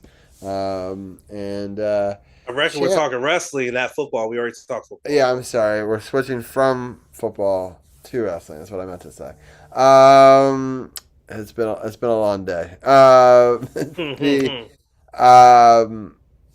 So all of this action has been going on in Europe. So a lot of these matches for SmackDown and Raw have been actually earlier, and so we actually have the results already instead of it happening like right now, like it normally is. But Champ, what are some of your thoughts on this European swing as it is, and how things are going? I mean, the European swing has been, really, really setting the tone for what the rest of the year is going to look like, especially the road to WrestleMania with Drew McIntyre becoming the undisputed WWE champion. Thanks in part to Jacob Fatu. I'm interested to see where that story goes. And then on Raw today, it was a lot. Oh my God, Rogers got picked off. It's over. Yeah, but watch this. You just saw the pick. Wait for it. Not a pick 6. Get the fuck out of here. Oh, Pittsburgh. Oh, Pittsburgh. I didn't want to spoil it, Champ. I was being nice. Oh, Pittsburgh. Get them out of here. Look. Everybody already trying to leave. Yeah, go home. Y'all lost. That was a terrible pass. There was 2 guys right there. I mean, I don't know. Rogers didn't want to make that tackle. But anyway, just commented in chat. That's hilarious. Anyway, like back to the wrestling though. I mean, this episode of Raw was good. We got to see Javon Evans' first official member of the main roster, and it was a pretty good show. We got to see the new women's tag champs talk. We got to see a lot of good stuff from Raw this week. And, they're going to continue their swing in Europe. Next Monday, they're going to be in Belfast, Northern Ireland, and Finn Balor's going to get a shot at the World Heavyweight Championship against CM Punk. That's going to be a fun little match right there. I can't wait. But good start to their European swing as they go on the road to Royal Rumble, which is going to be in Saudi Arabia this year. And I'm liking them being overseas because I can sit and I can watch it live while I'm working, and it's good background noise, but also something good to watch while I'm working and stuff like that. So I like when they go overseas during this Netflix era because you can just watch it on Netflix. You don't have to wait for cable to get it and stuff. But it's a good week of wrestling coming up because NXT is going to look different now that the NXT championship's been vacated. So they got to figure that situation out. Also, it's Maximum Carnage for AEW Dynamite. Does NXT go to Europe or is it just Raw and SmackDown? It's just Raw and SmackDown. And also, I want to say that the house show was kind of cool. That I heard that it was neat that Drew McIntyre got to bring the gold home, so to speak, and have that moment for that crowd. Yeah, I think that show was literally like, I think a day or two after he had won the title. It was in his home country of Scotland, and he was able to be there with the championship and everything. I think he got a big old hero's welcome when he was there. I saw some of the clips on Raw and everything like that, and I thought it was great. I mean, he's been that piece of shit heel, but he's been chasing that championship for a long while. He finally got that crowning moment overseas because he got it before, but it was during that COVID era, so he couldn't celebrate it. It was WrestleMania 2020, where it was inside the Performance Center with no one there but like production staff in the background when he won his first WWE championship and couldn't get the proper celebration for it. This time he's able to get more of the proper celebration because both of his title runs were during the COVID era where there was no fans. What are your thoughts on it not being a clean pin, and how like Cody seems to be constantly getting beat by, we'll call it questionable calls, right? And it's interesting that they're able to protect Cody in some way by doing this. Right. Well, I mean, part of it is that, Drew's a piece of shit. He's a piece of shit heel. But also, it was that unpredictable factor of Jacob Fatu being involved that I didn't really have on my bingo card as the way that this match was going to end, until I mistakenly read a news story saying that he was backstage at SmackDown. And then when he came out all masked up, I was like, oh, that's Jacob Fatu right there. But it really again, we talked about it earlier about a new direction, setting the tone for the rest of the year. And having Drew most likely going into WrestleMania as the WWE champion, I think is going to be a very unique situation because it'll either be the winner of the Royal Rumble that challenges him, which could possibly be Cody, or it could be someone from Raw who goes out to CM Punk and then they do Elimination Chamber to figure out his challenger. But either way, I think Drew's going to make it a very interesting title run going into WrestleMania, honestly. And then New Japan is getting ready to start off its Road to New Beginning tour next week. And some other news story that came out of New Japan that has nothing to do with wrestling, but Shingo Takagi, who's now part of the newly created Unbound Company stable in New Japan, it was announced on X that Shingo Takagi, who's part of that group, got married recently to another Joshi professional wrestler that's over there in Japan, Natsupoi, who's part of Stardom, which is the sister company under the same parent company of Bushiroad. And so they got married, and Sage was the one that brought it to my attention, our New Japan analyst and contributor. And the first thing I said to him was, see, this is another example of how Japanese individuals in the limelight manage to still keep their private life private. I had no fucking idea that Shingo was even dating anyone, let alone about to get married. But if you look at Shingo Takagi's social media, all you see is him visiting temples or working out or his wrestling stuff. You don't see no girlfriend or now wife or nothing like that. But anyway, wrestling is in a good shape, in a good space right now. TNA is about to premiere on AMC, so if you have AMC, you can check that out. It's going to be a good week, a good couple weeks, and make sure y'all check out the newest episode. It went up a couple hours before this podcast went live, where myself and Sith gave our top 10 favorite matches of 2025. So if you're someone that's looking to get into wrestling, we can give you 10 matches from the immediate past that you can watch that will get you to love wrestling.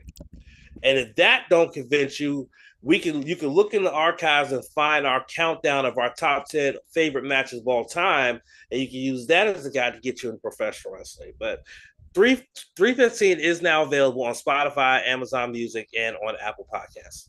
I just gave this shout out. You can also go to SportsOTHP.com, click the podcast partners button, and catch it there as well as our guests from the first hour. And check out the Power Play Point podcast as well. So it's 30-6, a missed extra point after the pick six, just under 2 minutes now. And it's already third down for Pittsburgh. And Tim in our group chat is loving it. And Tim is over the fucking moon right now. Yeah. That the Pittsburgh Steelers, who beat his team to knock them out of the playoffs to get in the playoffs, just got their asses handed to them. And what I was trying to tell Michael Texans. Edgley is, I think, unfortunately, this would have happened to the Ravens too. I don't think that this is something uniquely that was going to happen to Pittsburgh. I think the Texans are better than both of those teams, to be honest, this season. And especially on the defensive side, where the Ravens' offense has been suspect at times this season, and their defense is not as good, and defense wins championships. And I just, I don't know. I think this Houston team might be a team to reckon with. And it's funny, I just pinned a comment that was said earlier by Richard Loves Music here on Twitch. Dang, I, on behalf of Patriots fans, are way more afraid of this Texans team than I am of the Steelers. And yeah, I think that is very true, as they should be, because the Steelers, I think, would have been a much easier opponent. We'll see what happens there. A lot of great games in football coming up next week. Some new wrestling stuff as well. But Champ, thank you so much for being a part of this. Thanks, Arun, and obviously Gil and Anna as well. It's been a fun show tonight. So, trying to decide whether we're gonna raid out tonight or we're just gonna end this stream. And by the way, they did just announce yet again what the playoff schedule is going to be for this upcoming weekend. It will be Denver hosting Buffalo at 4 p.m. on Saturday, and then at 8:30 it will be San Fran visiting Seattle, and then on Sunday it's 3 and 6:30 are the game times. I believe the 3 o'clock game. Which one was it? I forget which game it was. Oh, Rams and Bears. And then the winner, which we now know is Houston, going up against. Who are they going up against? Jesus. I forgot just that quickly. Who are they going up against again on Sunday? Wait, sorry, I was trying to figure out. Houston. Who are Houston going up against now? Oh, Houston's going up against the Patriots. Okay, yeah. Okay, so it's New England, and that's going to be the 6:30 game. Mm-hmm. Yeah, that's going to be the Sunday late game. So, yeah, get ready for some really good playoff football. And I wonder what the weather is. Weather New England Sunday at 6:30 p.m. I'm just curious. Cold, mostly cloudy with a chance of snow showers. Well, there you go. So typical New England football weather. So, be interesting. And then there it is. And then we get to end our show. Toronto just tied it with the Avalanche 2-2. 17:48 left in the second period. But the Texans did beat the Pittsburgh Steelers. We can end our show on the high note. Pittsburgh is 1 and done. Philly is 1 and done. Both Pennsylvania teams are out. The rivals are out. And we can move on in the playoffs. And at this point, I'm pretty happy if anybody wins. I won't be too upset anyway. Champ, do you have anybody that you're pulling for, you think, of these games? Like to see win it? I haven't figured that out yet. I'm still waiting to see, though. Houston's starting to get up there because of how scrappy and how relentless they are. So we'll see. I want to see how these divisional round matchups go before I make a decision on who I want to put the bet the horse on. Right. I think I'm pulling for Houston in this. Out of the AFC, I just think it's a great story, and it would be really cool to see them come out of it. And then for the NFC, I think I'd either want. I like the 49ers. I just don't think that they've got enough firepower to beat Seattle, but I'm rooting for them pretty hard, right? For Anna. And I have family that lives in San Francisco, and my grandmother is from San Francisco, so, it's a big part of my family history. So that's definitely up there. But if not them, I love the story of this Bears team. I think that they're, a lot of fun to watch. And so I'll definitely be pulling for them this week as well. But, Champ, thank you so much for sticking with us. I think we're going to skip the raid tonight because I've got a busy day tomorrow, and I should probably get some sleep, and I know you need to get sleep as well. But I appreciate it. And, hey, look at this, 11:15. That's like one of the earliest that we've done. They changed. Okay, so now it's official. Denver, Buffalo, 4:30 Saturday. Seattle, San Fran, 8 p.m. Saturday on Fox. The 4:30 games on CBS. Sunday game is on ESPN and ABC. Patriots, Texans. The 6:30 game on NBC. Bears, Rams. That's your schedule. I think that's probably right. I think they did it. The Rams play in a dome stadium. They got to go into Chicago in the middle of January at night. Oh boy. Yeah, that'll be fun. I'm excited. Yeah, some great matchups. So we'll have a great show next week, recapping those 4 games for sure, and looking ahead. Let me just catch this Pokemon. There's a Snuffle, a cute bear in chat if anybody cares. Anyway, but super fun. I've really enjoyed this show as always. Again, next week will be 398 as we're on this road to 400. I want to give a shout out to the YouTube channel. My YouTube channel, which is youtube.com/Robbie Gross, is about to hit 700 videos.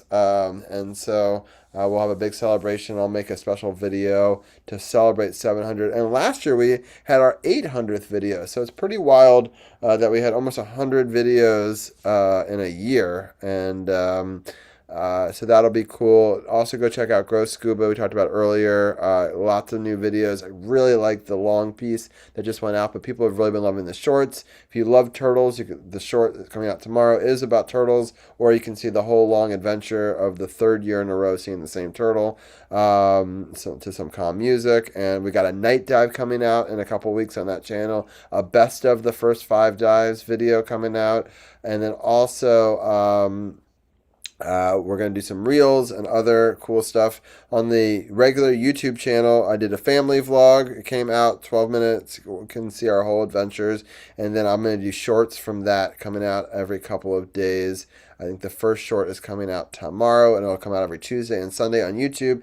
And then the same one will come out on Reels a little bit later those weeks. So hope that you guys enjoy some of the content, the travel content, the scuba content. I'm thankful for all the people that are watching over on Gross Scuba. We hit 10,000 views in the first 4 weeks, which I was very thankful for, mostly on shorts. People seem to really like the shorts. And so I will continue to produce that. And I'm excited. We've got a wreck dive, a night dive, another wreck dive, and then hopefully in April for Liz's 40th birthday, we're going to go to an underwater museum, Ken, which will be really cool. And we'll both dive it and snorkel it with our friends.